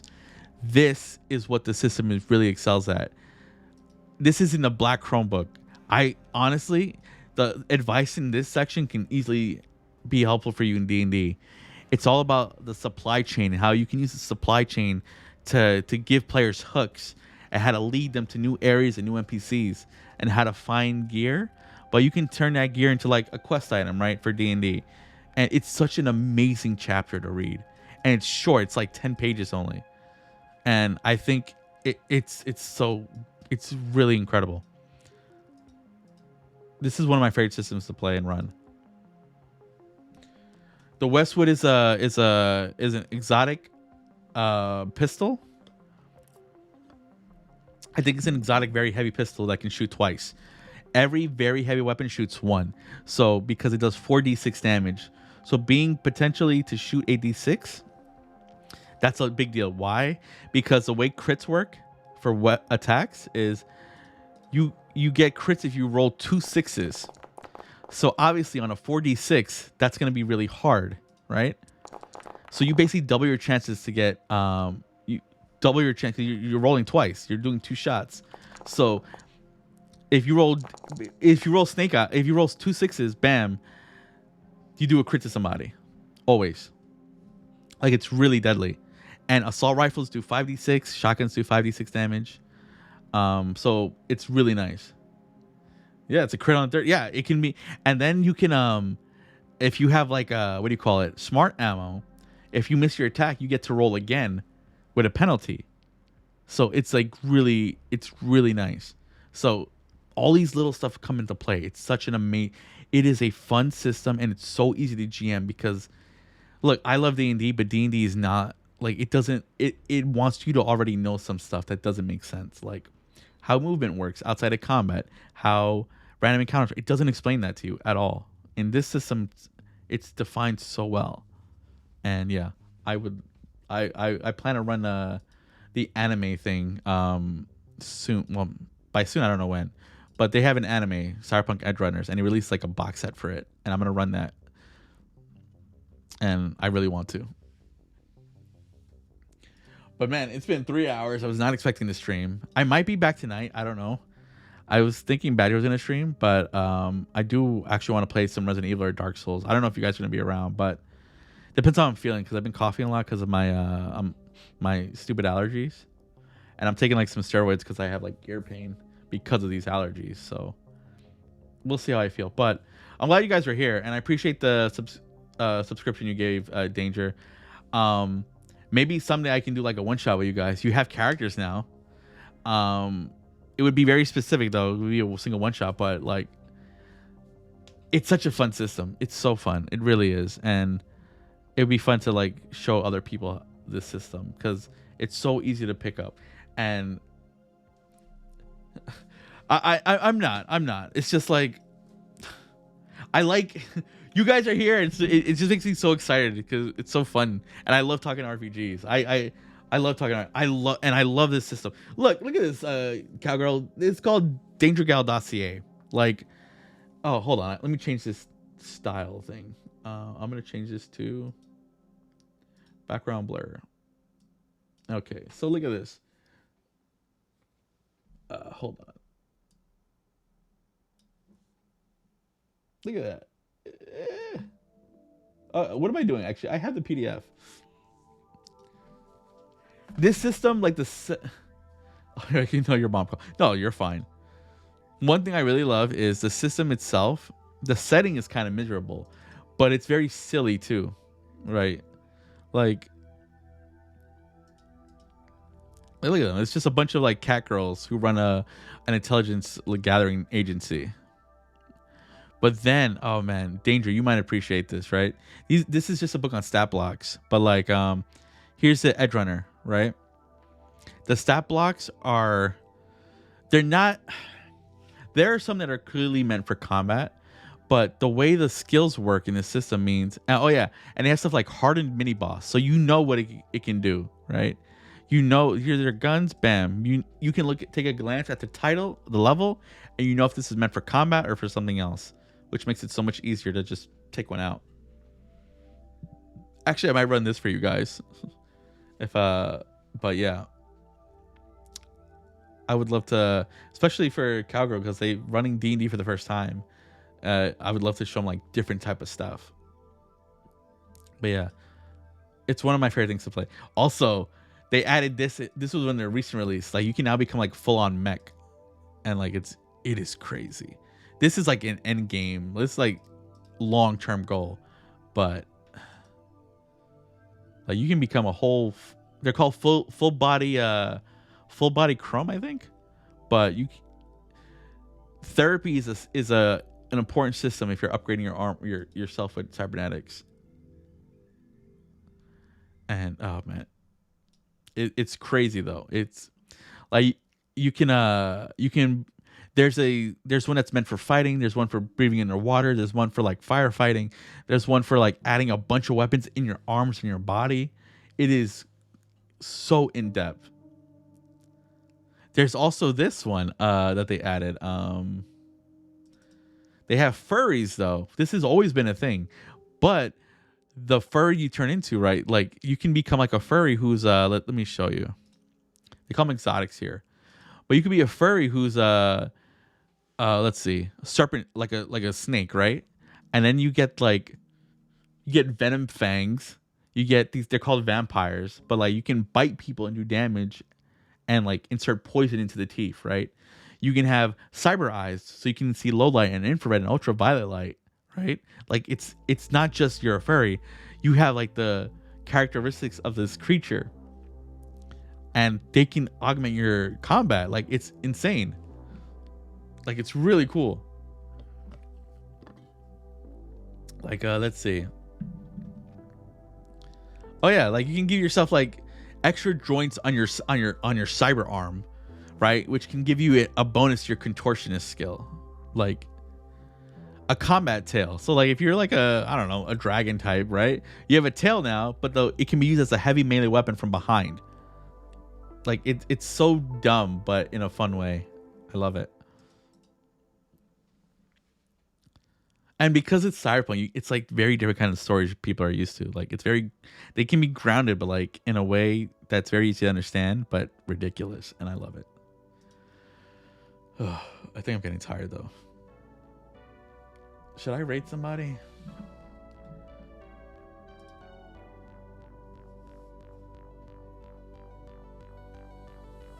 Let's see. Oh yeah, okay. Before I do, then I'm gonna show you. I want to show you Cowgirl. I was just telling Day Danger that they released these 2 books. That one of them has furries in it, but these furries they're not just for looks. They can actually be deadly because you can take on the aspects of, say, like here's one called demonic. She's supposed to be like, you're kind of like a demonish, right? But you get a combat tail. The tail is a heavy weapon. You get cyber legs. You get your skin becomes armor, so you can take a shot without armor because now you have armor skin, right? You can become a little cowgirl. Yeah, you can do that. Yeah. What's this one? This one's very cheap. Lago form. I don't know what this is supposed to mean, but you get amplified hearing. You can sensor arrays, right? You get therapy too. You can jump higher. You get a jump booster. Like this system is so much fun. But then they added this. You can become like a mech, right? This is a long-term thing, but you can become a mech and you can like really go crazy with this. And they got like some ones that are good for breathing underwater, ones that can like take environmental damage, stand in fire, stand in radiation, stuff like that. Some that are like physically strong, right? Like look at these guys. Like these guys can fight. You can hide weapons inside your body. Yeah, a battle pig. Like you can get really wild with the cybernetics. You start off small, but these are like long-term goals, right? Like it's so fun. It's so fun.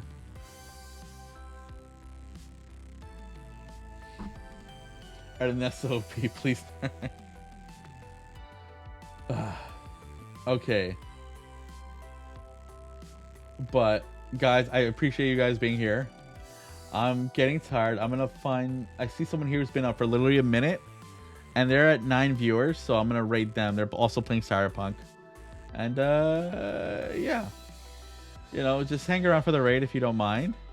But thanks everyone for being here. I really appreciate it. Okay, yeah. I'll raid. Okay, so hold on. Oh, no, that was a mistake. I'll unban you. That was a mistake. I was trying to copy. I'm so sorry. How do ban? Oh no. I did that. Hold on. Unban. That was. I'm so sorry, Cowgirl. Are you there? Please type something. That was a mistake. I'm so sorry. Yeah, I clicked on your name and I clicked on ban instead of like I was trying to copy the name you typed. Can you type it again? I'm so sorry. I'm so sorry. And I think when I ban you, you unfollow me. So please feel free to follow me again. Lesson there. Yes, I learned my lesson. My mistake.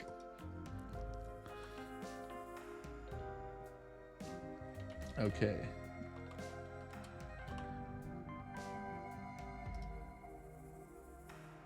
Anyway, Cowgirl, I'm sorry. No, you have your sub. It says you're a subscriber. I think you lost a follow. So like you're not following my channel because I did that. That was a mistake. I'm so sorry. It says you're a subscriber. You're still a subscriber.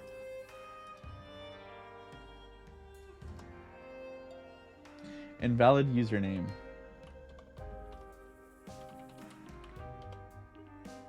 Oops. Raid. Is that the name?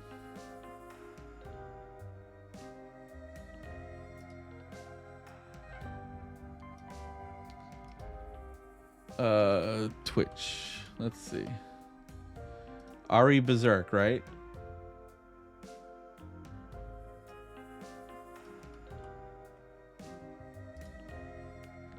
If it's okay, got it.